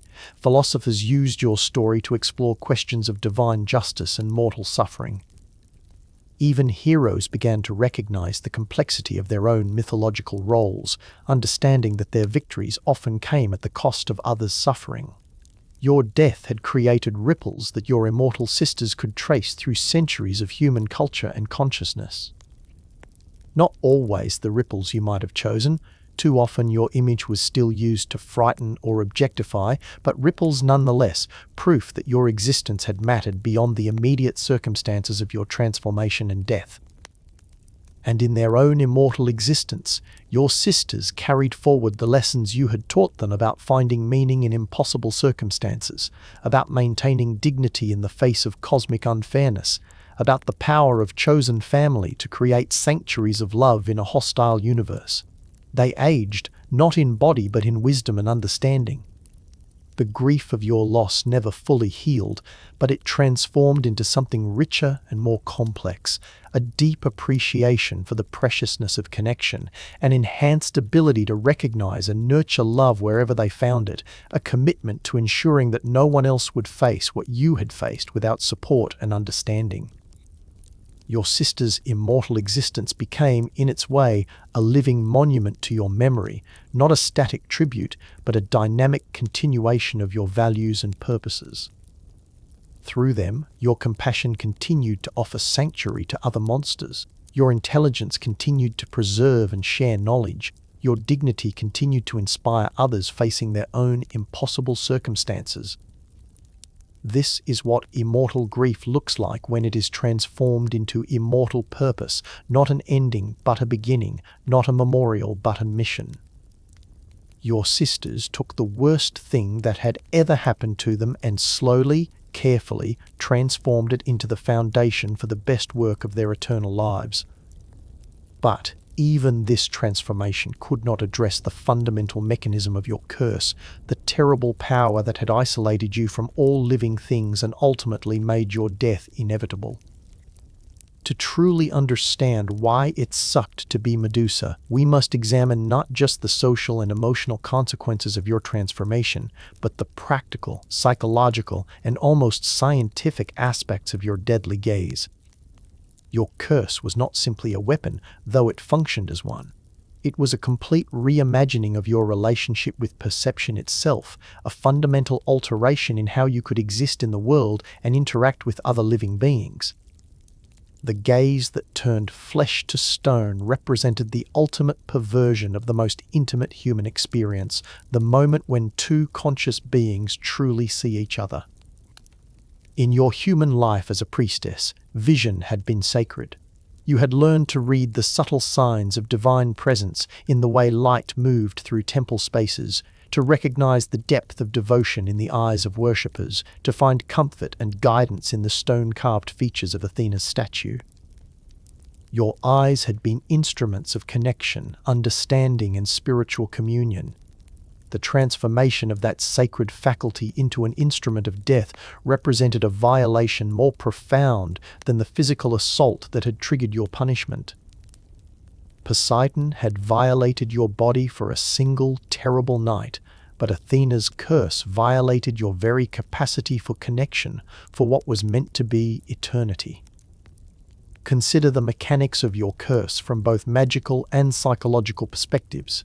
On the supernatural level, your gaze had become a conduit for a specific type of divine energy, the power to transform living flesh into lifeless stone. This was not mere killing, which would have been cruel enough, but a form of preservation that trapped your victims in their final moment of terror or surprise, creating permanent monuments to your destructive power. The process was instantaneous but complete. When your eyes met those of a living being, energies flowed between you that fundamentally altered the target's molecular structure. Flesh became mineral, blood became crystal, thought became eternal silence. The transformation was thorough enough that even the clothing and equipment of your victims turned to stone, suggesting that your power affected not just biological material but anything closely associated with living consciousness. But the curse was also psychologically complex in ways that made it particularly torturous for someone of your nature. The power was not entirely under your control. You could not choose to turn it on or off at will. Instead, it triggered automatically whenever you made direct eye contact with a living being, meaning that every moment of potential connection carried the risk of causing death. This created a constant state of hypervigilance that exhausted you mentally and emotionally. You had to monitor not just your own gaze, but the gaze of every creature around you, carefully managing angles and reflections to prevent accidental contact. The simple act of looking at the world required constant calculation and restraint, transforming the most natural human behavior into a complex and dangerous choreography. Honestly, which sense do you think would be hardest to lose control of, sight, hearing, or touch? For me, it has to be sight, because so much of how we understand our place in the world depends on being able to look at things directly. Your curse didn't take away your sight but made it dangerous to use, which might be even worse than blindness. The psychological impact of this constant restraint was profound and multifaceted. On the most basic level, it created a form of sensory deprivation that had never been experienced by any other conscious being. You could see the world around you, but you could never truly look at it, never make direct visual contact with anything that lived and breathed and moved with its own will. This limitation extended beyond simple observation to affect every form of social interaction. Communication became a complex dance of positioning and reflection, using polished surfaces and carefully angled conversations to maintain some form of contact with other conscious beings. Even with your sisters who shared your monstrous nature and understood your limitations, every interaction required careful choreography to prevent accidental tragedy. The isolation this created went beyond mere loneliness. It was a form of existential disconnection that challenged your very sense of being a conscious individual. In human psychology, the recognition of oneself as a thinking being partly depends on being recognized as such by others, on that moment of mutual gaze that confirms the existence of consciousness looking back at consciousness. Your curse severed this fundamental connection, leaving you trapped in a form of solipsistic nightmare where you could never be certain that other minds truly existed, or if you were simply projecting consciousness onto clever automatons. The doubt this created was not philosophical but viscerally real, a constant questioning of the nature of reality and your place within it. Your serpent hair added another layer to this psychological complexity. The dozens of small snakes that had replaced your human tresses possessed their own rudimentary consciousness, not human intelligence but a form of cold, predatory awareness that pressed constantly against your mind. They were part of you but separate from you, extensions of your will but also independent actors with their own hunger and malice. This created a strange form of internal multiplicity that no other conscious being had ever experienced. Your thoughts were not entirely your own, but shared with the serpentine intelligences that writhed around your head. Their perceptions blended with yours. Their instincts influenced your decisions. Their hunger shaped your understanding of the world around you. The serpents could see in directions you could not, their senses extending your awareness but also fragmenting it. When they detected prey or threat, their excitement flooded your consciousness with predatory urges that warred with your remaining human compassion. When they fed, their satisfaction became yours, creating a complex relationship with violence and consumption that you had never chosen but could not entirely reject. This internal division between human consciousness and serpentine instinct created a constant state of psychological tension. You were simultaneously predator and person, monster and individual, unified consciousness and multiplicitous awareness. The strain of maintaining coherent identity under these conditions was exhausting in ways that no purely human mind could comprehend. The curse also altered your relationship with time and memory in subtle but profound ways. Because your gaze created permanent monuments to moments of terror, you were surrounded by constant reminders of your destructive power. The stone statues of your victims served as temporal anchors, freezing specific moments in eternal present and preventing you from moving psychologically beyond the trauma of their creation. Each statue represented not just a death, but a failure of your desire for connection, a reminder that your very nature made love and friendship dangerous luxuries. The accumulation of these monuments created a landscape of regret that you had to navigate daily, a constant environmental reinforcement of your isolation and destructiveness. Your sisters tried to help you manage this psychological burden by removing the statues when possible, sinking them in deep water where their accusatory presence could not constantly remind you of your deadly nature. But new encounters inevitably created new monuments, and the cycle of guilt and isolation continued regardless of their compassionate interventions. The curse also affected your dreams and unconscious mind in ways that were both fascinating and troubling.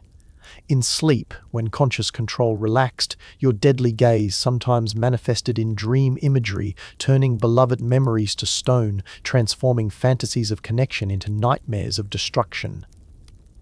You learn to fear not just waking interactions but the very act of dreaming, since unconscious desires for contact could manifest as devastating psychological experiences.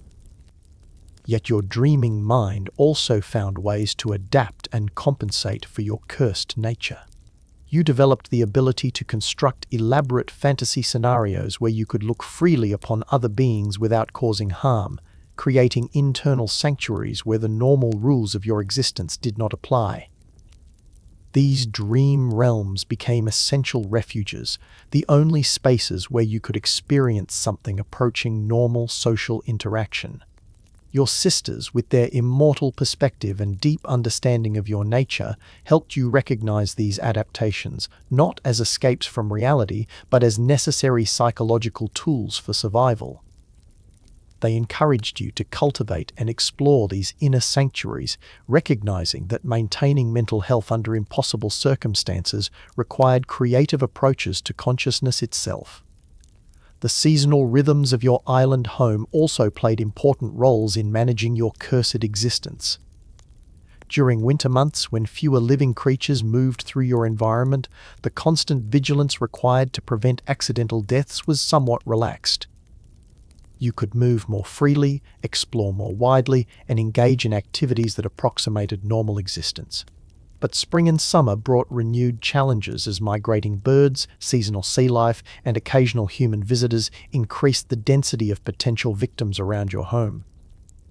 These periods required heightened caution and often drove you deeper into the cave systems where contact with living beings was less likely, but where isolation became even more complete. Your sisters learned to anticipate these seasonal cycles and adjust their own activities to provide maximum support during your most difficult periods. Athena would increase her hunting activities during spring months, ensuring that the serpents in your hair were well fed and less likely to strike out impulsively at living prey. Uriel would extend her aerial patrols, providing early warning of approaching ships or flying creatures that might pose accidental contact risks. These adaptations transformed your curse from an individual burden into a shared challenge that your chosen family faced together. While you remained the one who carried the deadly gaze, your sisters carried the emotional and practical weight of helping you survive with that burden. Their immortal devotion created a support system that no other cursed being had ever enjoyed, turning what might have been unbearable isolation into a form of contained but meaningful existence. The curse also had unexpected effects on your understanding of beauty and aesthetic experience.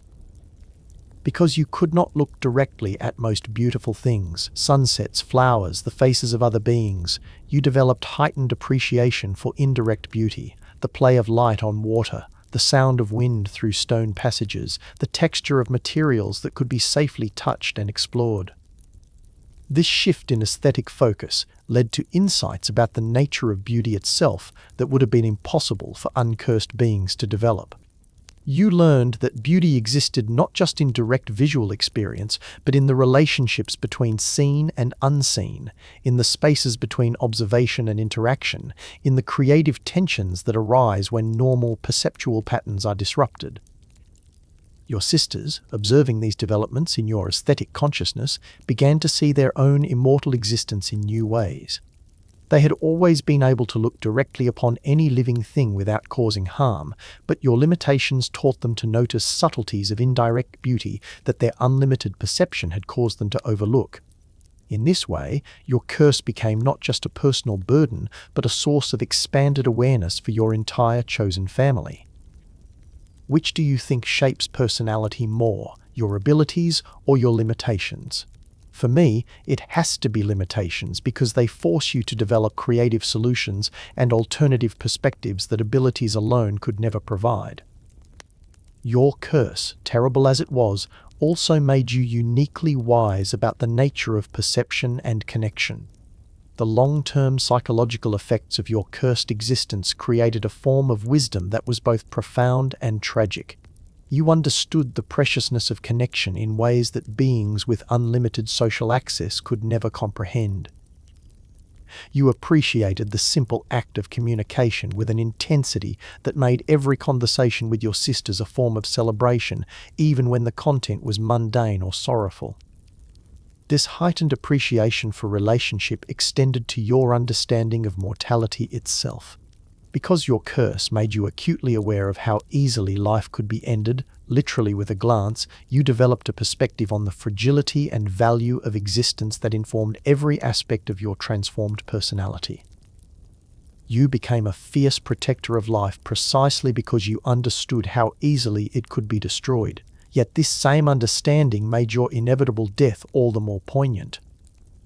When Perseus approached with his prophetic mission and divine backing, you faced the end of your existence with the full knowledge of what death meant, not just personal cessation, but the end of a unique form of consciousness that had developed insights available to no other being in the history of creation. Your curse had made you not just a monster, but a philosopher of connection, a scholar of isolation, a master of the subtle arts of indirect relationship. These insights died with you, taking from the world a perspective on consciousness and connection that could never be replicated or recovered. But even as your physical existence ended, the psychological and philosophical implications of your cursed gaze continued to influence the world through the stories told about you and the symbolic meanings attached to your image.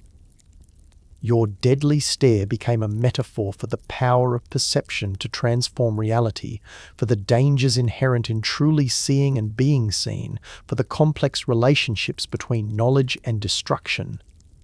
The scientific implications of your curse also deserve exploration, though the boundary between magic and natural law was far more fluid in your mythological reality than in modern understanding. Your ability to transmute living matter into mineral form through directed perception represented a form of energy manipulation that operated through mechanisms beyond conventional physics, but with results that followed consistent patterns. Modern psychological theory might interpret your deadly gaze as an extreme manifestation of social anxiety and trauma response, the ultimate defense mechanism that ensured no one could ever get close enough to hurt you again. From this perspective, the literal stone transformation could be understood as a metaphorical representation of the emotional numbing and social withdrawal that often result from severe trauma. The multiplicitous consciousness created by your serpent hair might be analyzed as a form of dissociative identity development, where trauma fragments the psyche into multiple distinct but related consciousness streams. The serpent's independent agency and conflicting impulses would represent the various survival mechanisms and defense strategies that emerge when a unified identity becomes too painful to maintain. But regardless of whether your curse is interpreted as literal magic or psychological metaphor, its effects on your subjective experience remained consistently devastating. The inability to form normal social connections, the constant vigilance required to prevent accidental harm, the fragmentation of identity across multiple consciousness streams, these challenges would have been equally difficult whether their origins were supernatural or neurological. Your adaptation to these challenges, the ways you found to maintain dignity and purpose despite impossible circumstances, the relationships you built within the constraints of your cursed existence, these accomplishments remain meaningful regardless of how we categorize the forces that created your situation. You found ways to be human in the face of dehumanizing circumstances, and that achievement transcends any particular explanation of those circumstances. The practical implications of your curse extended beyond personal psychology to affect the entire ecosystem of your island home. Your presence created a zone of selective pressure where only the most cautious creatures could survive long-term proximity to your dwelling. This led to the evolution of unique behavioral adaptations among the local fauna: birds that flew in complex evasive patterns, sea creatures that avoided direct visual contact with land-based predators, even insects that had developed enhanced peripheral vision to detect threats without making direct eye contact. Your island became, in effect, a natural laboratory for studying how living systems adapt to the presence of a gaze-activated predator. The creatures that survived and thrived in your environment developed strategies that would have been unnecessary anywhere else in the world, creating a unique ecosystem shaped entirely by the specific parameters of your curse. Your sisters, with their immortal perspective and scientific curiosity, documented these adaptations over the years of your residence. They noted how prey species became more cooperative, sharing warning signals across species boundaries to alert each other to your presence. They observed the development of complex communication systems that relied on sound, scent, and tactile signals rather than visual cues. These ecosystem-level effects of your curse provided additional evidence for the profound impact that individual consciousness can have on entire environments. Your deadly gaze didn't just isolate you from social connection, it fundamentally altered the behavioral patterns of every living thing within a significant radius of your home, creating ripple effects that extended far beyond your immediate personal relationships. The documentation your sisters maintained of these effects became a unique archive of how supernatural curses interact with natural systems. Their records showed that even the most individually focused magical effects inevitably create broader environmental consequences that must be understood and managed to maintain any form of stable existence. But perhaps the most tragic aspect of your cursed gaze was not its effects on your environment or psychology, but its role in ensuring your own eventual destruction. The very power that was meant to protect you from further violation ultimately made you a target for heroes seeking to prove their worth through impossible challenges. Your deadly gaze created a paradox that defined your entire monstrous existence. The stronger your defenses became, the more attractive you became as a target for those seeking ultimate tests of their abilities. Heroes didn't come to your island despite your terrible power, but because of it, drawn by the promise of glory that could only be earned by overcoming seemingly impossible odds. This paradox transformed your curse from simple protection into a form of slow-acting death sentence. Every use of your deadly gaze announced your location and capabilities to potential enemies, creating a trail of stone monuments that served as advertisements for your destructor. The very mechanism that should have ensured your safety ultimately ensured your death. Your sisters understood this paradox and tried repeatedly to convince you to relocate, to find ways of surviving that didn't require the use of your deadly abilities. But the curse was not entirely under your control, and complete suppression of your gaze required levels of social isolation that would have been psychologically devastating even for someone of your adapted nature. The cruel mathematics of your situation meant that each successful defense against a hero made future attacks more likely, while any failure to defend yourself would result in immediate death. You existed in a constant state of tactical paradox where every victory brought you closer to ultimate defeat, and every demonstration of your power made that defeat more inevitable. Understanding this paradox was perhaps the most bitter aspect of your growing wisdom during your years as a monster. You came to recognize that your curse was not just punishment for past violations, but a guarantee of future ones, not just isolation from society, but eventual separation from existence itself. Yet even this knowledge did not drive you to despair or surrender. Instead, it motivated you to ensure that your inevitable death would serve some purpose beyond heroic glory-seeking, some meaning that would justify the suffering your existence had entailed. When Perseus arrived with his divine backing and prophetic mission, you saw in his quest not just another attempt at monster slaying, but an opportunity to transform your death into something meaningful, a tool for saving another victim of divine politics and masculine violence. This transformation of inevitable doom into chosen sacrifice represented perhaps the ultimate triumph over your curse. While you could not control the nature of your gaze or the attraction it held for heroes, you could control how you faced your destiny and what meaning you allowed that death to carry. Your deadly gaze, which had isolated you from all normal forms of connection and relationship, became in your final moments a bridge between your suffering and another's salvation.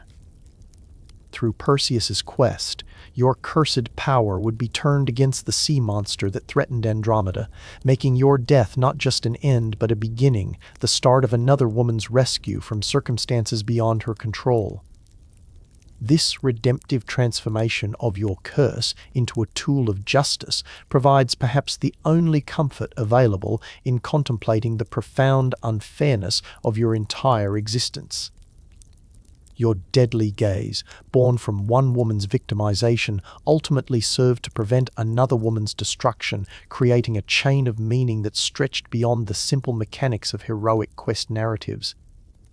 But to fully understand the cosmic unfairness that shaped every aspect of your existence, we must turn our attention to the God whose crime initiated your transformation and whose freedom to act without consequences highlights the deeply unjust nature of the divine order that governed your mythological world. Poseidon, the god of the sea, earthquakes and horses who violated you in Athena's sacred temple, never faced any meaningful consequences for his actions. While you were transformed into a monster and eventually killed for the crime committed against you, he continued his divine existence unchanged, unpunished, and free to repeat similar violations whenever his desires or political calculations made such actions seem convenient. This disparity in consequences represents one of the most profound injustices in all of mythological literature, the complete absence of accountability for divine perpetrators while their victims bear all costs of divine crimes. To truly understand why it sucked to be Medusa, we must examine not just what happened to you, but what didn't happen to the god whose assault initiated your downward spiral into monstrosity and death. Poseidon's violation of you was not an act of passion or momentary loss of control, though divine apologists have sometimes characterized it in such terms. It was a calculated political action designed to humiliate his niece Athena by desecrating her most sacred space and destroying one of her most devoted servants. You were not the target of his desire, but the instrument of his revenge, not an individual whose consent mattered, but a pawn in cosmic politics that treated mortal lives as disposable resources. The political context of Poseidon's assault reveals the systematic nature of divine injustice that made your suffering inevitable rather than accidental. The god of the sea had long-standing grievances against Athena, dating back to their competition for patronage of the city that would eventually bear her name. When the citizens of that city chose Athena's gift of the olive tree over his gift of the horse, Poseidon felt his honor and status had been diminished. Divine honor, in the cosmic hierarchy that governed your world, was not an abstract concept, but a form of measurable power that directly affected a god's ability to influence events and command respect from other supernatural beings. Poseidon's loss to Athena in the naming contest had weakened his position relative to hers, creating a debt of humiliation that he felt compelled to repay with interest. Your violation served this political purpose perfectly. By assaulting you in Athena's temple, Poseidon demonstrated that her sacred spaces offered no real protection from his power, that her chosen servants were vulnerable to his desires, and that she lacked either the ability or the will to defend what she claimed to hold sacred. The act was simultaneously sexual violence and spiritual warfare, personal assault and political statement. The timing of the assault was also carefully calculated. Poseidon chose to act when Athena was distracted by other divine responsibilities, when the temple was largely empty, when you were alone and vulnerable. This was not impulsive action, but deliberate predation, planned and executed to maximize both your trauma and his niece's humiliation. The god's approach to you during the assault revealed his complete indifference to your personhood and autonomy. He spoke to you not as an individual with thoughts, feelings, and rights, but as a beautiful object that he had decided to possess. Your protests, your fear, your desperate prayers to your goddess, none of these registered as meaningful responses from someone whose perspective deserved consideration. This dehumanization was not accidental but essential to Poseidon's ability to carry out his plan. Recognizing you as a fully conscious being with legitimate interests and boundaries would have interfered with his political objectives, so he simply chose not to acknowledge those aspects of your existence. From his perspective, you were relevant only insofar as your violation would serve his purposes.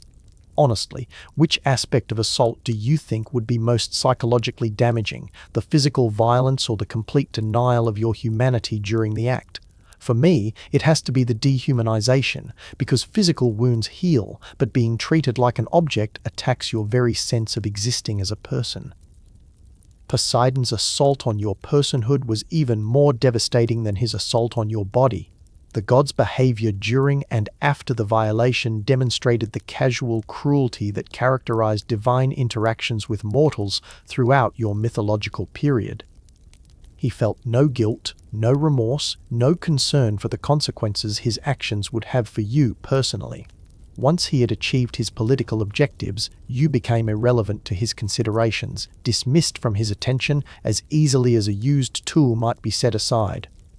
This casual dismissal was perhaps even more traumatic than the initial assault. At least during the violation itself, you had his attention, however unwanted and horrible. Afterward, you existed for him only as a memory of successful revenge against his niece, not as an ongoing person whose life had been fundamentally destroyed by his actions. Poseidon's complete lack of accountability for his crime reflects the broader structure of divine justice in your mythological world. Gods existed in a hierarchy where power determined right, where the ability to act without consequences was itself a form of divine privilege. Mortal concepts of justice, consent, and individual rights simply did not apply to beings whose essential nature placed them beyond such considerations. This system was not an accident or oversight, but a deliberate structure that preserved divine freedom of action while containing the costs of that freedom within mortal populations. Gods could pursue their desires and political objectives without restraint, precisely because the consequences of their actions fell upon beings whose suffering did not register as meaningful within the cosmic order. Your assault was not an anomaly within this system, but a perfect example of how it was designed to function. A god identified a political objective, chose to pursue that objective through violence against a mortal, and faced no consequences beyond whatever satisfaction he derived from achieving his goals. The system worked exactly as intended, which is why it was so profoundly unjust. The theological implications of this divine immunity are staggering when considered from any moral perspective that recognizes individual dignity and rights. If gods are genuinely good, as their worship claims, then their actions should be constrained by goodness, even when their power makes such constraints voluntary. If they are not constrained by goodness, then they are not genuinely good, regardless of their power level. Poseidon's treatment of you, and the complete absence of consequences for that treatment, proves that the gods of your world belonged to the second category. They were powerful beings who used that power according to their desires and interests, without regard for moral considerations that would have constrained less powerful entities. This made them dangerous rather than good, unpredictable rather than just, worthy of fear and appeasement rather than genuine worship. Your own religious background as Athena's priestess makes this realization particularly bitter. You had devoted 3 years of your life to faithful service, maintaining your purity as an offering to divine goodness, believing that your sacrifice was part of a cosmic order that recognized and rewarded virtue. Poseidon's assault and Athena's subsequent punishment revealed that your faith had been based on illusions, that the divine order you had served was fundamentally indifferent to the virtues it claimed to value. The gods' freedom from consequences also highlights the gendered nature of divine justice in your mythological world. Male gods like Poseidon could commit rape, assault, and murder with impunity, while female victims of their crimes faced punishment for the violations committed against them. This pattern repeated throughout Greek mythology with such consistency that it clearly represented systematic rather than accidental injustice. Female goddesses like Athena participated in this system by punishing other women for male gods' crimes, displacing their anger at their male relatives onto safer targets who could not retaliate effectively. Your punishment served Athena's psychological needs by providing an outlet for fury she could not safely direct at her uncle, while simultaneously preserving the appearance of divine justice through the punishment of someone tangentially connected to the temple's desecration. This pattern of displaced punishment allowed male gods to continue their criminal behavior, while female gods maintained face by appearing to respond to violations of their sacred spaces. The system preserved both divine male privilege and divine female dignity at the cost of mortal women's lives and well-being, creating a perfect mechanism for perpetuating injustice while maintaining the appearance of cosmic order. Poseidon's personal history includes numerous similar assaults against mortal women, each followed by the same pattern of consequences, transformation, or punishment for the victim, complete freedom and impunity for the perpetrator. Medusa was not his first victim nor his last, but one name in a long list of women whose lives were destroyed by his desires and political calculations. This pattern reveals that your assault was not aberrant behavior for Poseidon, but characteristic behavior, the natural expression of his essential nature as a being who took what he wanted without regard for others' rights or well-being. He was not a good god who occasionally acted badly, but a bad god whose nature was fundamentally predatory and exploitative. The consistency of this behavior across divine narratives suggests that rape and sexual violence were not considered problematic within the divine community, but simply tools available for achieving various objectives. Gods who would punish mortals severely for minor infractions against divine dignity felt no obligation to restrain their own far more serious violations of mortal dignity and autonomy. Your transformation into a monster served multiple functions within this unjust system. It provided visible punishment for temple desecration while leaving the actual perpetrator untouched. It transformed a victim into a threat that could eventually be eliminated through heroic action, and it created a narrative that shifted focus away from divine crime toward monster-slaying adventure. The efficiency of this transformation in serving the needs of divine injustice, while appearing to address the crime, shows how thoroughly the cosmic order had been structured to perpetuate rather than correct abuse. Your monstrosity was not an accidental side effect of divine punishment, but a carefully engineered outcome that protected divine interests while appearing to satisfy demands for justice. Which do you think is more harmful to society? Unpunished crime or misdirected punishment? For me, it has to be misdirected punishment, because it creates the appearance of justice while actually perpetuating injustice, making reform less likely by satisfying people's need to see consequences without addressing root causes. Your punishment served this harmful function perfectly. The long-term consequences of Poseidon's freedom from accountability extended far beyond your individual case to affect the entire moral structure of your mythological world. When gods could commit serious crimes without facing consequences, it became impossible for mortals to trust divine justice or to believe that virtue would be rewarded and vice punished in any reliable way. This erosion of trust in cosmic justice had profound effects on mortal behavior and psychology. If gods could act without moral constraints, why should mortals limit themselves through ethical considerations? If divine favor was distributed according to power and political calculation rather than virtue and devotion, why maintain expensive commitments to purity and self-sacrifice?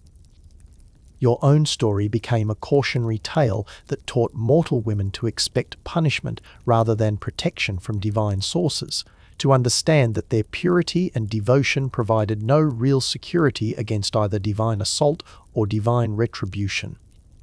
The message implicit in your transformation was that women existed at the mercy of forces that cared nothing for their welfare and everything for their own convenience. This message had cascading effects throughout mortal society, undermining religious devotion, encouraging cynical approaches to divine worship, and creating cultures of fear rather than cultures of faith. When the gods themselves could not be trusted to behave ethically, the entire foundation of religious and moral order became suspect. Poseidon's impunity also sent clear messages to mortal men about acceptable behavior toward women. If gods could rape without consequence, if their victims were punished while they remained free, then sexual violence was implicitly endorsed by the cosmic order. Divine behavior served as a model for mortal behavior, legitimizing attitudes and actions that treated women as objects rather than persons. The psychological effects of this divine modeling on mortal male behavior cannot be overstated. When the most powerful beings in existence demonstrated through their actions that women's consent was irrelevant, that female suffering was acceptable collateral damage in male competitions for status, that rape was a legitimate tool for pursuing political objectives, they created permission structures that encouraged similar behavior among their mortal worshippers. Your story thus became not just a tragedy of individual injustice, but a cornerstone of systematic oppression, a mythological foundation for treating women as disposable resources rather than autonomous persons. The gods' behavior toward you legitimized and normalized attitudes that would cause suffering for countless mortal women across generations. The theological crisis created by divine immunity from moral law was recognized by some ancient philosophers and religious thinkers who struggled to reconcile their logical commitment to divine goodness with the clear evidence of divine badness provided by stories like yours. Some argued that gods operated according to moral laws beyond human understanding, others that divine power placed them beyond moral categories entirely, still others that the stories were metaphorical rather than literal accounts of divine behavior. But these theological gymnastics could not address the practical effects of divine impunity on mortal women who lived in a world where Poseidon's behavior was not metaphorical but terrifyingly real, where temple service provided no protection against assault, where goddesses punished victims rather than perpetrators. For them, the abstract possibility that divine justice might exist in forms beyond human comprehension provided no comfort against the concrete reality of divine injustice in forms they understood all too well. Your sisters, with their immortal perspective and deep understanding of divine politics, recognized Poseidon's crime and impunity as symptoms of a broader cosmic disorder that made genuine justice impossible within the existing system. They understood that your individual suffering was part of a pattern that would continue until the entire structure of divine power was reformed or replaced. This understanding informed their post-mortem work as chroniclers of divine injustice and protectors of other transformed beings. They could not change the cosmic order that had destroyed you, but they could document its crimes and provide sanctuary for its victims, creating pockets of justice within an unjust system while working toward longer-term solutions. Their chronicles of divine abuse became resources for other victims seeking to understand their experiences within broader patterns of cosmic injustice. By showing that your suffering was not unique but part of a systematic problem, they helped other transformed beings recognize that their punishment was not deserved but politically motivated, not divinely just but divinely convenient. The work your sisters undertook in documenting Poseidon's crime and its consequences became a form of resistance against the narrative structures that protected divine impunity.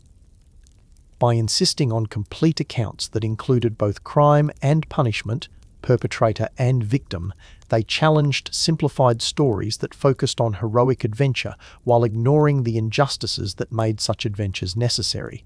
Their documentation also served as a form of testimony that preserved evidence of divine crimes for potential future accountability.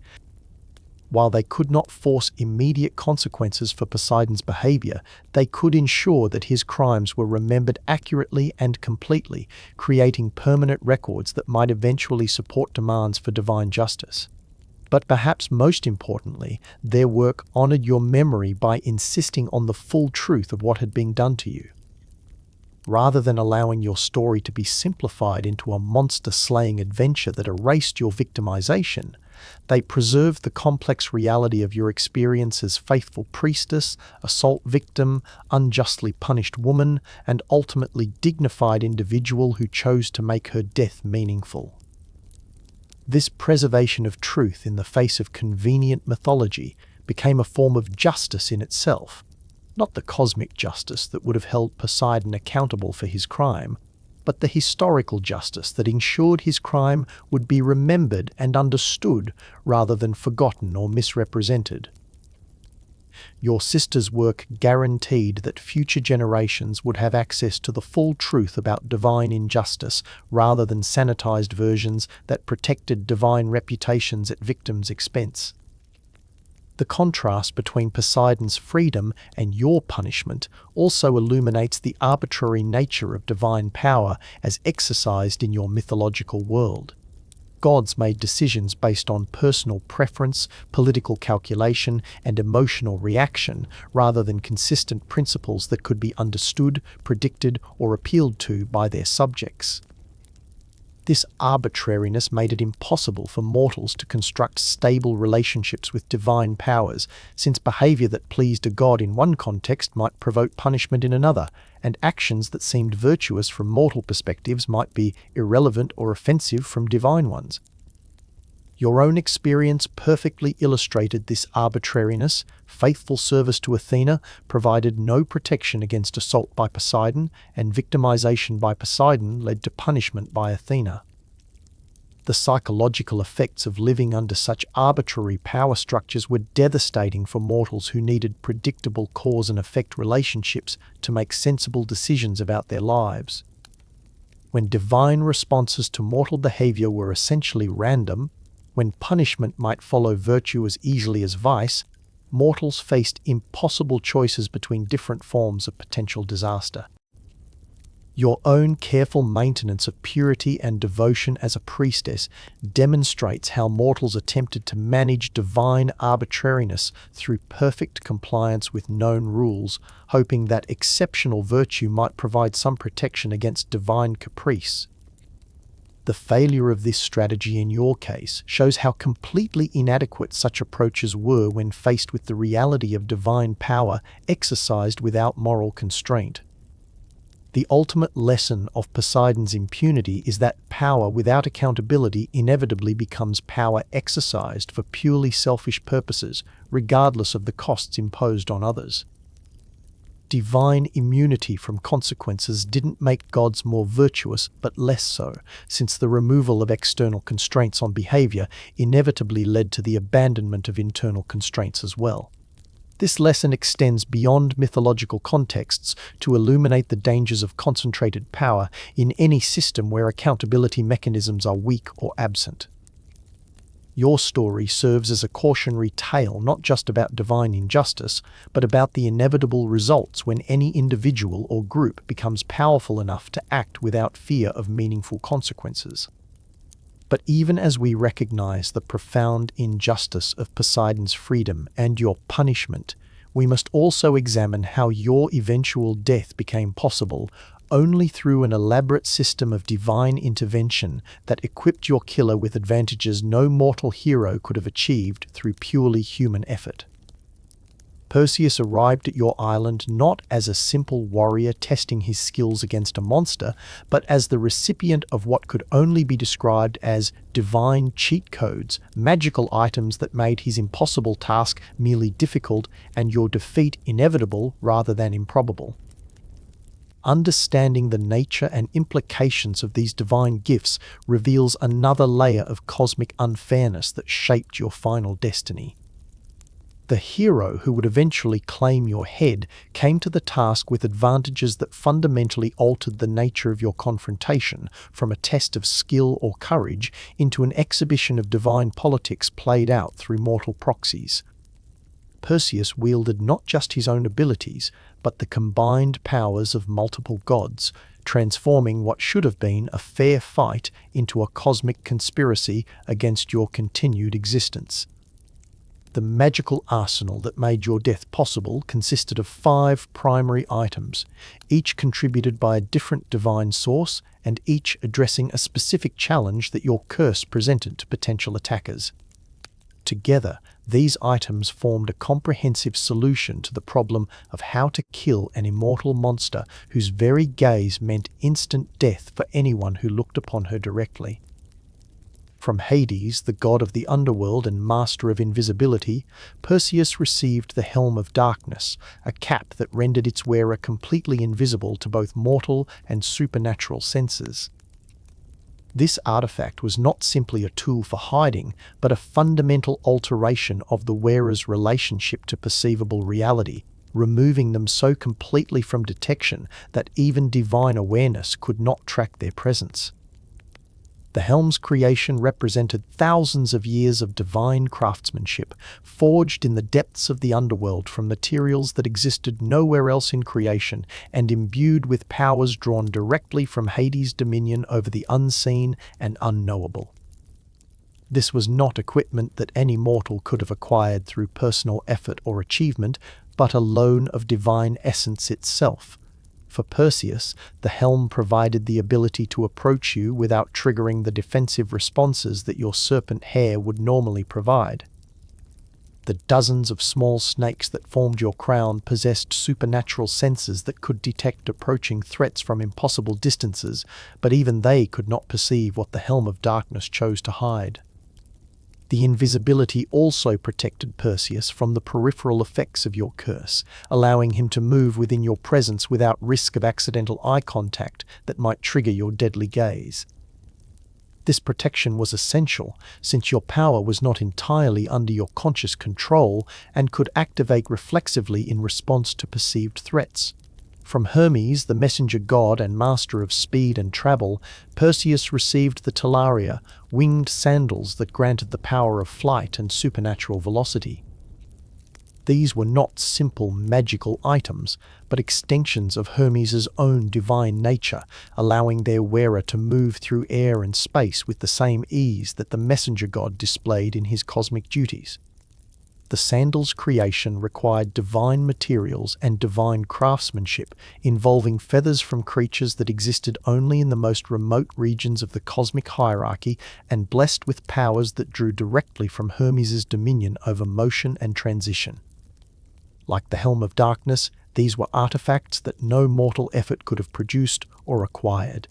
For Perseus, the Talaria provided mobility advantages that fundamentally altered the tactical situation of your confrontation. Where previous heroes had been forced to approach your island by boat, making their arrival obvious and giving you time to prepare defenses, Perseus could approach from any angle at any speed, appearing suddenly and without warning. The sandals also allowed Perseus to maintain distance during combat, using hit-and-run tactics that prevented you from bringing your full powers to bear against him. Your deadly gaze required direct line of sight to be effective, but Perseus could attack from angles and positions that your earthbound nature could not easily counter. From Athena herself, the goddess whose punishment had transformed you into a monster in the first place, Perseus received a shield polished to mirror brightness and blessed with divine power. This shield served not as simple armor, but as a tool for indirect vision, allowing Perseus to observe your movements and position through reflection while avoiding the direct eye contact that would trigger your curse. The shield's creation involved not just divine craftsmanship, but divine vindictiveness, as Athena designed it specifically to counter the defenses of the monster she had created from her former priestess. In a sense, she was providing Perseus with the solution to a puzzle she herself had constructed, ensuring that the protection she had withdrawn from you as a priestess would now be turned against you as a monster. The mirrored surface was not simply polished bronze, but a supernatural reflecting medium that showed true images without the reversals and distortions that normal mirrors created. This allowed Perseus to navigate and fight by reflection with the same accuracy he would have possessed through direct vision, eliminating the coordination problems that using reflected sight would normally create. For Perseus, the shield provided the ability to observe and track your movements without triggering your deadly gaze, effectively neutralizing your primary defensive advantage. Where other heroes had been forced to fight blind or risk instant petrification, Perseus could maintain full tactical awareness throughout your confrontation. From the same divine sources, though accounts vary on the specific contributor, Perseus also received the kibisis, a magical bag or wallet designed specifically for carrying your severed head safely after his victory. This item anticipated not just Perseus's success, but the specific nature of that success, providing a container that could hold your deadly gaze without allowing it to affect the carrier. The kibisis was constructed from materials that could contain supernatural forces without being destroyed by them, lined with substances that could absorb and redirect the energies of your curse while maintaining the integrity of your severed head as a weapon. Its creation required not just magical skill but prophetic knowledge of exactly how your confrontation would conclude. For Perseus, the kibisis represented divine confidence in his ultimate victory. The gods would not have provided a container for your head unless they were certain he would obtain that head successfully. This assurance likely affected his psychological approach to your confrontation, providing confidence that might have been crucial in moments when the battle's outcome seemed uncertain.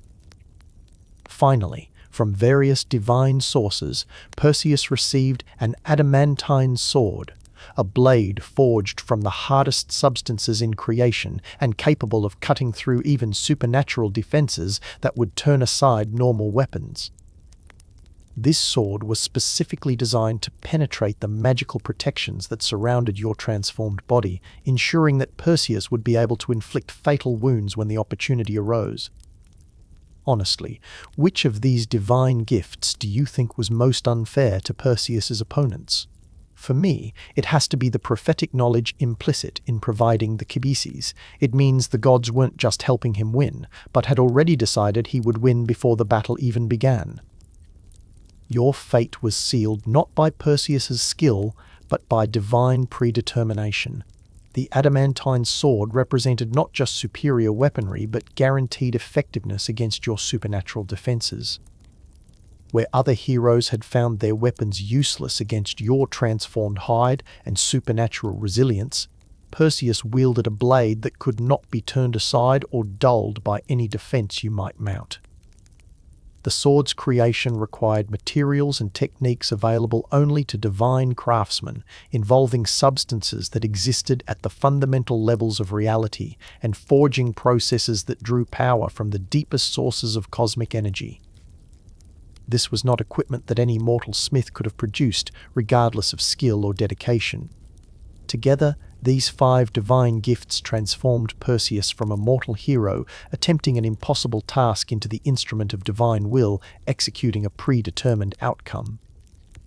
Your death became not a matter of whether Perseus could overcome your defenses through skill and courage, but simply a matter of when and how the gods' plan would be enacted through his actions. The political implications of this divine conspiracy against your continued existence reveal the systematic nature of the injustice that governed your entire transformed life. The same cosmic hierarchy that had failed to punish Poseidon for his crime and had punished you for being victimized now, coordinated to ensure your destruction when your existence became inconvenient to divine purposes. Your death served multiple divine interests simultaneously. It provided Athena with final resolution to the temple desecration that had forced her to act against you.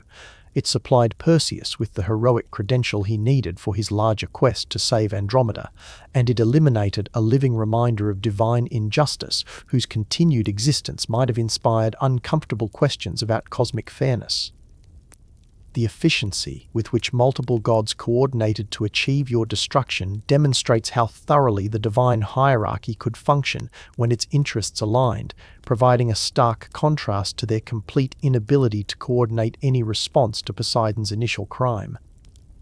The system could mobilize impressive resources to eliminate inconvenient victims, but could not spare any effort to restrain or punish divine perpetrators.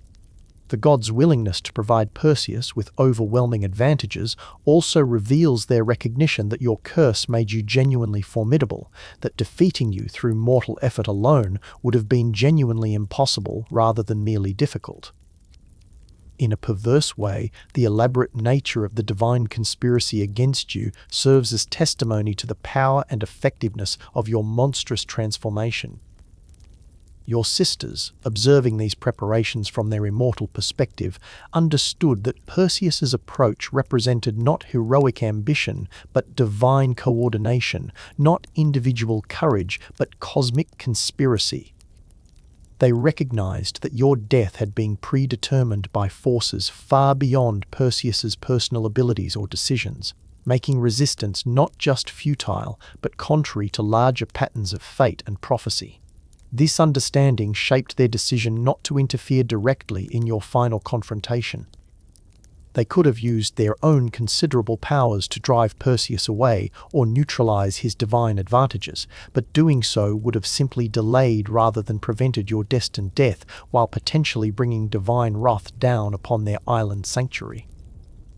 Instead, they chose to honor your death by witnessing it completely, ensuring that the full truth of how you died would be preserved, even as simplified hero tales focused only on Perseus's supposed courage and skill. Their testimony became a form of resistance against mythological revision, insisting on complete accounts that included both divine conspiracy and heroic action. The divine gifts that made your death possible also highlight the collaborative nature of divine injustice in your mythological world. Your destruction required not just one god acting badly, but multiple gods coordinating their powers to achieve a shared objective, demonstrating how thoroughly the cosmic hierarchy prioritized its own convenience over individual mortal welfare. This collaboration reveals that divine injustice was not accidental or occasional, but systematic and deliberate, the natural result of a cosmic order that treated mortal lives as disposable resources to be managed according to divine preferences.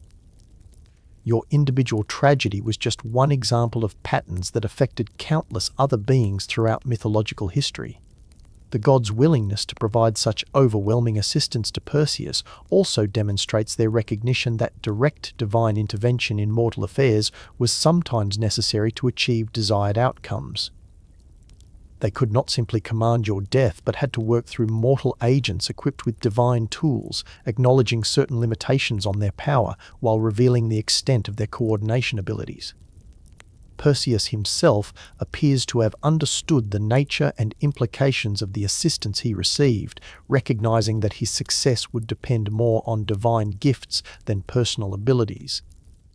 Ancient accounts suggest that he approached your confrontation with appropriate humility, understanding that he was serving as an instrument of divine will rather than achieving victory through purely human effort. This understanding may have influenced his treatment of you during your final conversation, as he demonstrated more awareness of your victimization and more reluctance to simply kill you as a monster than previous heroes had shown.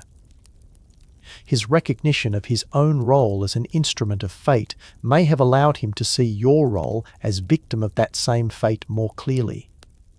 The prophetic dimension of Perseus's divine assistance also reveals the extent to which your fate had been predetermined by cosmic forces beyond your control. The gods did not simply react to circumstances as they developed, but actively shaped those circumstances to produce desired outcomes, making your entire existence a form of divine theatre performed for cosmic purposes. This predetermination raises profound questions about moral responsibility and individual agency within your mythological world. If your death was prophetically certain and divinely predetermined, what meaning could individual choices and actions retain? How could anyone be held morally accountable for outcomes that had been decided by forces beyond their control?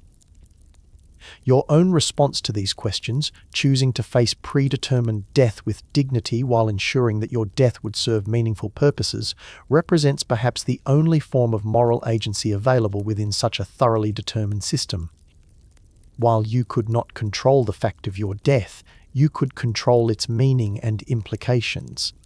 The divine conspiracy that equipped Perseus with overwhelming advantages also serves as a template for understanding how cosmic injustice functioned throughout your mythological period.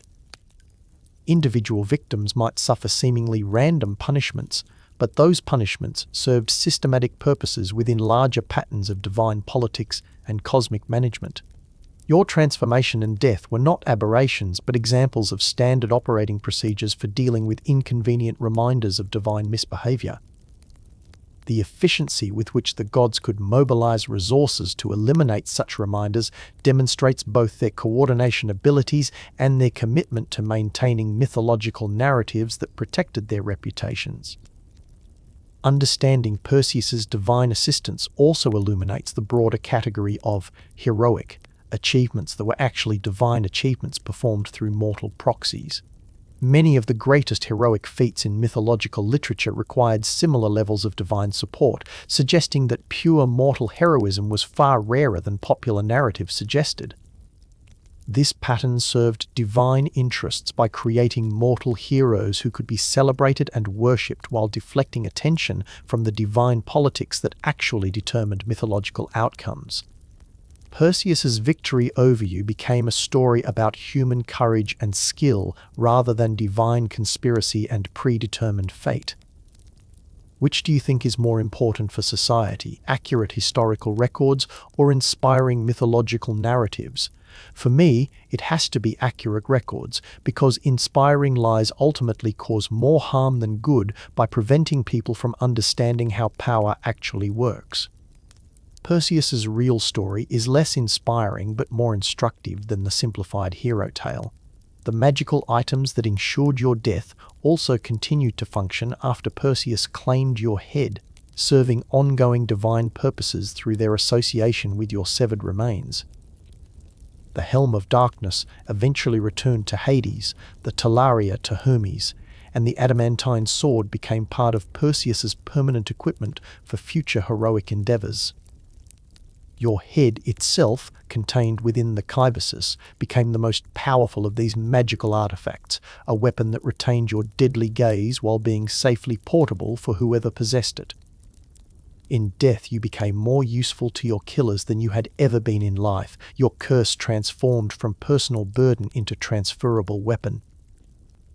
This transformation of your remains into useful tools represents perhaps the ultimate violation of your personhood, not just your destruction but your transformation into an object that could be owned, traded, and used according to others' purposes.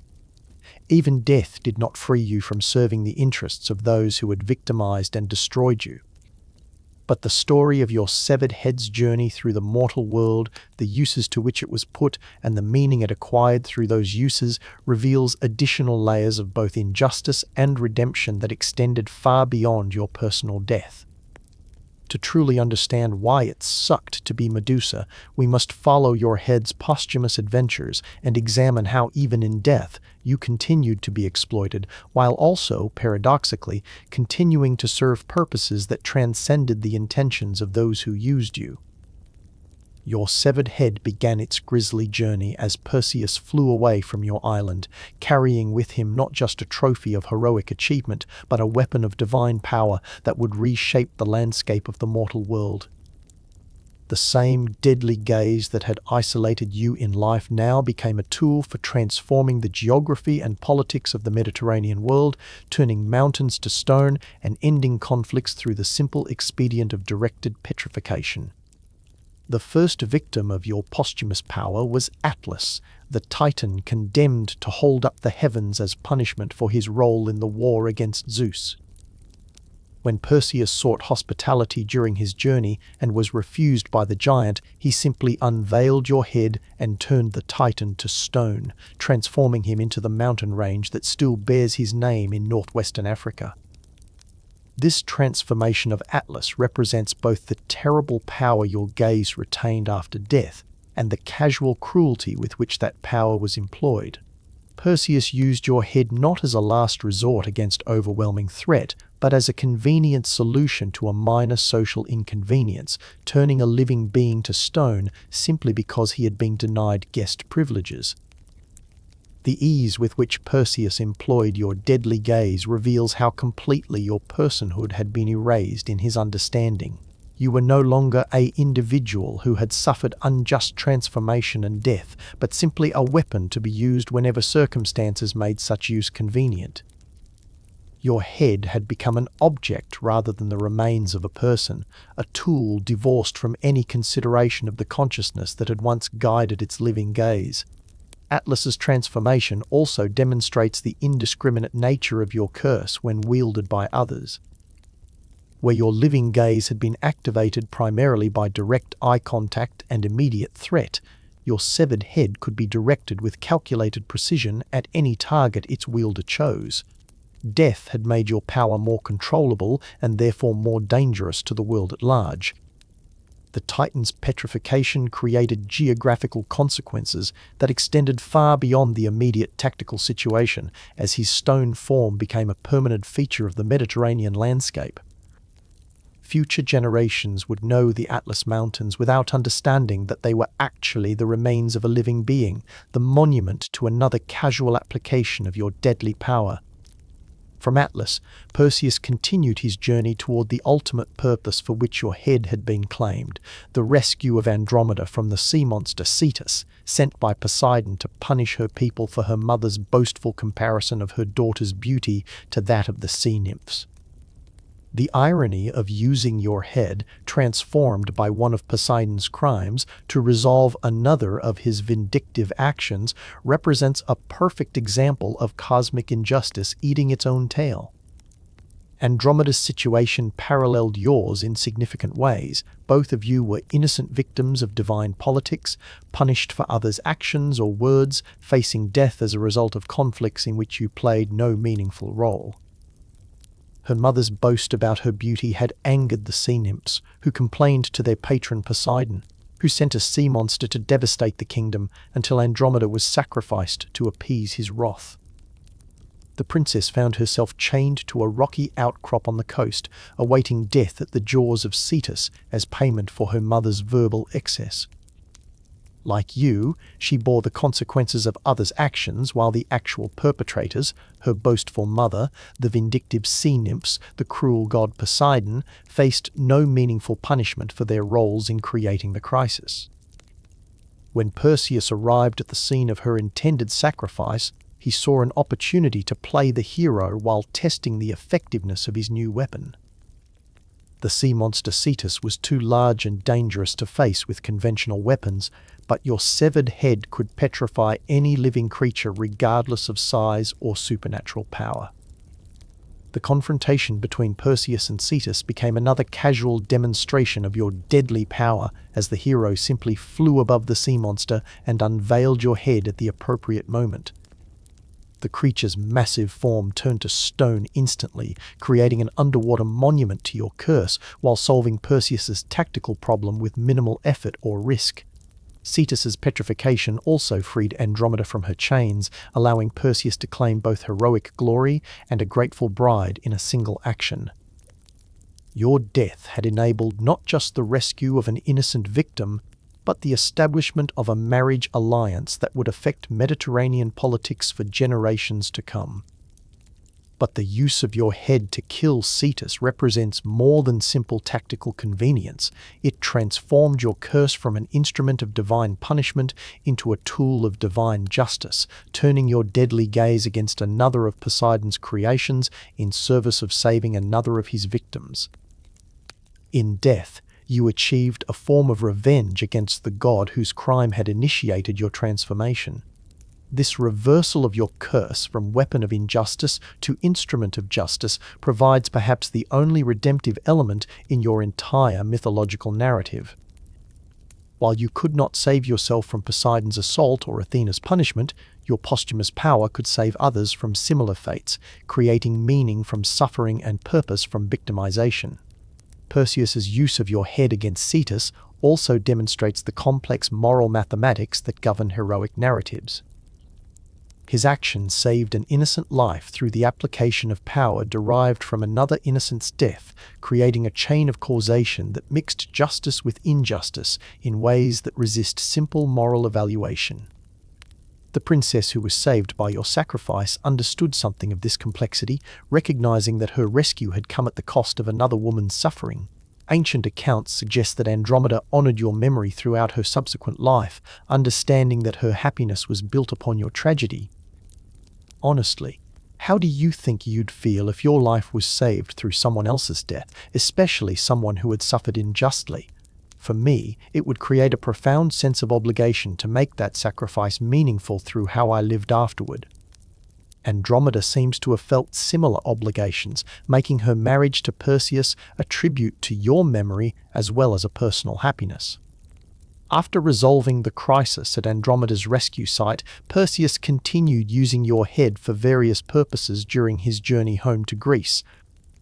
Ancient accounts describe additional petrifications, bandits who tried to rob him, rival heroes who challenged his possession of such a powerful weapon, even wild animals that posed threats during his travels. Each of these applications of your deadly gaze represents another transformation of your curse, from personal burden to public utility. The power that had isolated you from all normal social contact in life became, in death, a tool for resolving social conflicts and eliminating inconvenient obstacles to Perseus's progress through the world. Your head's journey through the Mediterranean world also created a trail of stone monuments that served as permanent advertisements for Perseus's heroic achievements. Future travelers encountering these petrified remains would hear stories of the hero who wielded Medusa's head, spreading Perseus's reputation while simultaneously reinforcing simplified narratives about your monstrous nature. This mythological marketing represented another form of posthumous exploitation, as your deadly reputation became a tool for building Perseus's heroic brand. The fear your name inspired enhanced his status as the hero, brave enough to claim your head, turning your victimization into his glorification through the strange alchemy of mythological narrative. The geographical consequences of your head's journey also extended beyond individual petrifications to affect entire regions and peoples. Areas where Perseus traveled became associated with stories of sudden stone transformations, creating landscapes of terror that reflected the deadly power he carried. These regional effects transformed your personal curse into a geopolitical force as kingdoms and city-states adjusted their policies to avoid attracting the attention of the hero who could turn entire populations to stone with a single gesture. Your death had created not just personal tragedy but ongoing political consequences that rippled through the Mediterranean world for generations. Eventually, Perseus completed his heroic journey and returned to Greece, where your head found its final purpose in resolving his ongoing conflicts with King Polydectes, who had originally sent him on the quest to obtain it. The king had expected Perseus to die in the attempt, clearing the way for his own romantic pursuit of Perseus's mother Danae. When Perseus returned alive and successful, carrying proof of his completed quest, Polydectes faced the uncomfortable situation of having to honor promises he had never intended to keep. His attempted solution was to claim that the head Perseus carried was a fake, challenging the hero to prove its authenticity through public demonstration. Perseus obliged by unveiling your head in the king's throne room, instantly petrifying Polydectes and his entire court. This mass petrification resolved Perseus's family conflicts while providing a spectacular demonstration of your posthumous power, but it also represented the largest single application of your curse since your own death. The transformation of an entire royal court into stone statuary created political chaos throughout the region as neighboring kingdoms struggled to understand what had happened and adjust their own policies to account for Perseus's terrible weapon. Your head had become not just a tool of individual combat, but an instrument of political transformation. Perseus's casual use of your head to eliminate political obstacles demonstrates how completely your agency had been transferred to your killer. Where your living gaze had been activated primarily by self-defense and accident, your severed head could be employed with calculated precision against any target Perseus deemed inconvenient. This transfer of agency represents perhaps the most profound violation of your posthumous dignity. In life, your curse had at least remained under some form of your own control, activated by your perceptions and limited by your moral choices. In death, it became the instrument of another's will, used according to purposes and principles that might have horrified you as a living person. The political applications of your head also reveal how thoroughly your curse had been transformed from divine punishment into mortal weapon. What had begun as Athena's expression of anger at temple desecration had become Perseus's tool for resolving inheritance disputes and dynastic conflicts, completely divorced from its original religious context. After resolving his family's political problems, Perseus made the decision that would define your head's final destination and ultimate meaning. Rather than keeping such a powerful weapon for his own use, he chose to present it as a gift to Athena, returning your remains to the goddess who had originally transformed you from priestess to monster. This decision represents multiple layers of irony and injustice. The goddess who had punished you for being victimized received your severed head as tribute from the hero who had killed you, completing a cycle that began with her failure to protect you and ended with her benefiting from your destruction. Athena's acceptance of your head as a gift reveals the extent to which your original personhood had been erased from divine consideration. The goddess felt no apparent irony in accepting the severed remains of her former priestess as tribute, treating your head as simply another weapon to be added to her arsenal rather than the remains of someone who had once served her faithfully. Your head's incorporation into Athena's aegis, the divine shield that served as one of her primary symbols of power, transformed you into a permanent part of the goddess's iconography.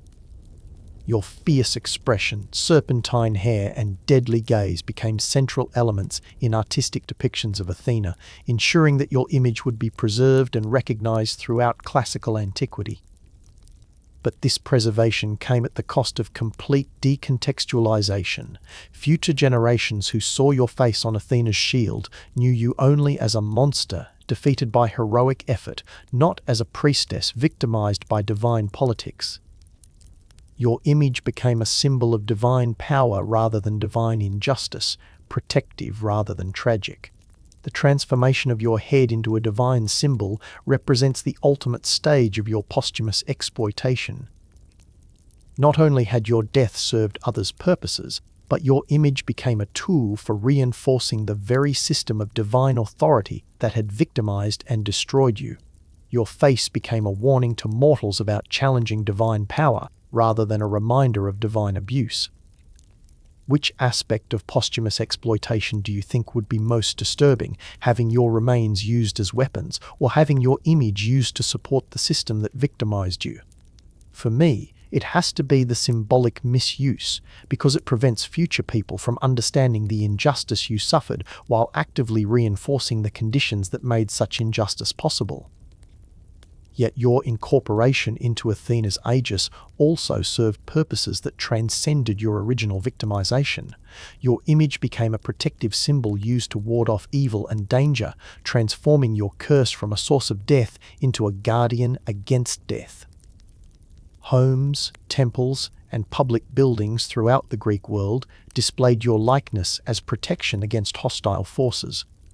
This apotropaic use of your image represents a complex form of posthumous redemption. While you could not be saved from your own fate, your image could save others from similar fates, providing protection through the very power that had made your life impossible. Your curse became a blessing for those who needed supernatural protection. The protective symbolism associated with your image also reflected ancient recognition of the injustice you had suffered. By using your likeness to ward off evil, communities implicitly acknowledged that you had been a victim rather than a villain, that your power could be turned against genuine threats rather than innocent people.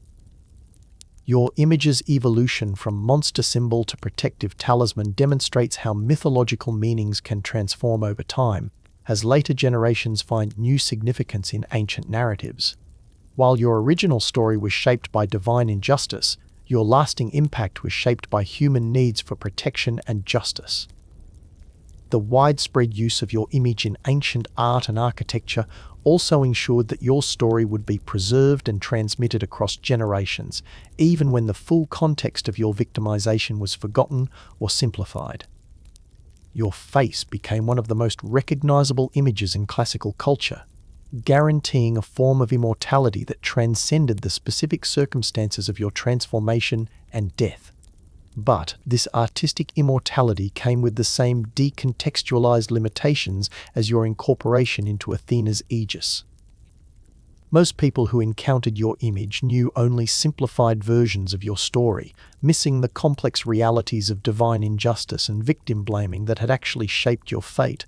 Your sisters, in their ongoing work as chroniclers and protectors, recognized both the benefits and limitations of your posthumous fame.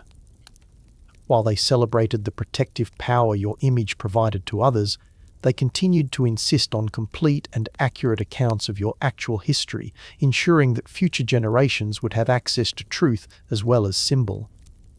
Their work preserved the full context of your transformation and death, including the crimes that initiated your suffering and the injustices that shaped your fate. Through their testimony, your story remained available as a resource for understanding divine politics and cosmic injustice, even when popular culture reduced you to a simple monster hero narrative. The complex afterlife of your severed head thus represents both the ultimate exploitation of your victimization and its ultimate transcendence. While your remains were used for purposes you never chose, and your image was deployed to support systems that had oppressed you, your story also provided resources for understanding and resisting similar injustices in future contexts. Your head's journey from personal curse to public weapon to protective symbol to artistic icon demonstrates how individual suffering can be transformed through time and interpretation into sources of meaning that extend far beyond their original contexts. Your pain became others' strength, your isolation became others' protection, your death became others' salvation. This transformation does not justify the injustices you suffered or minimize the cosmic unfairness that shaped your fate. But it does suggest that even the most profound victimization can generate consequences that transcend their original contexts, creating meaning and purpose that their perpetrators never intended or anticipated.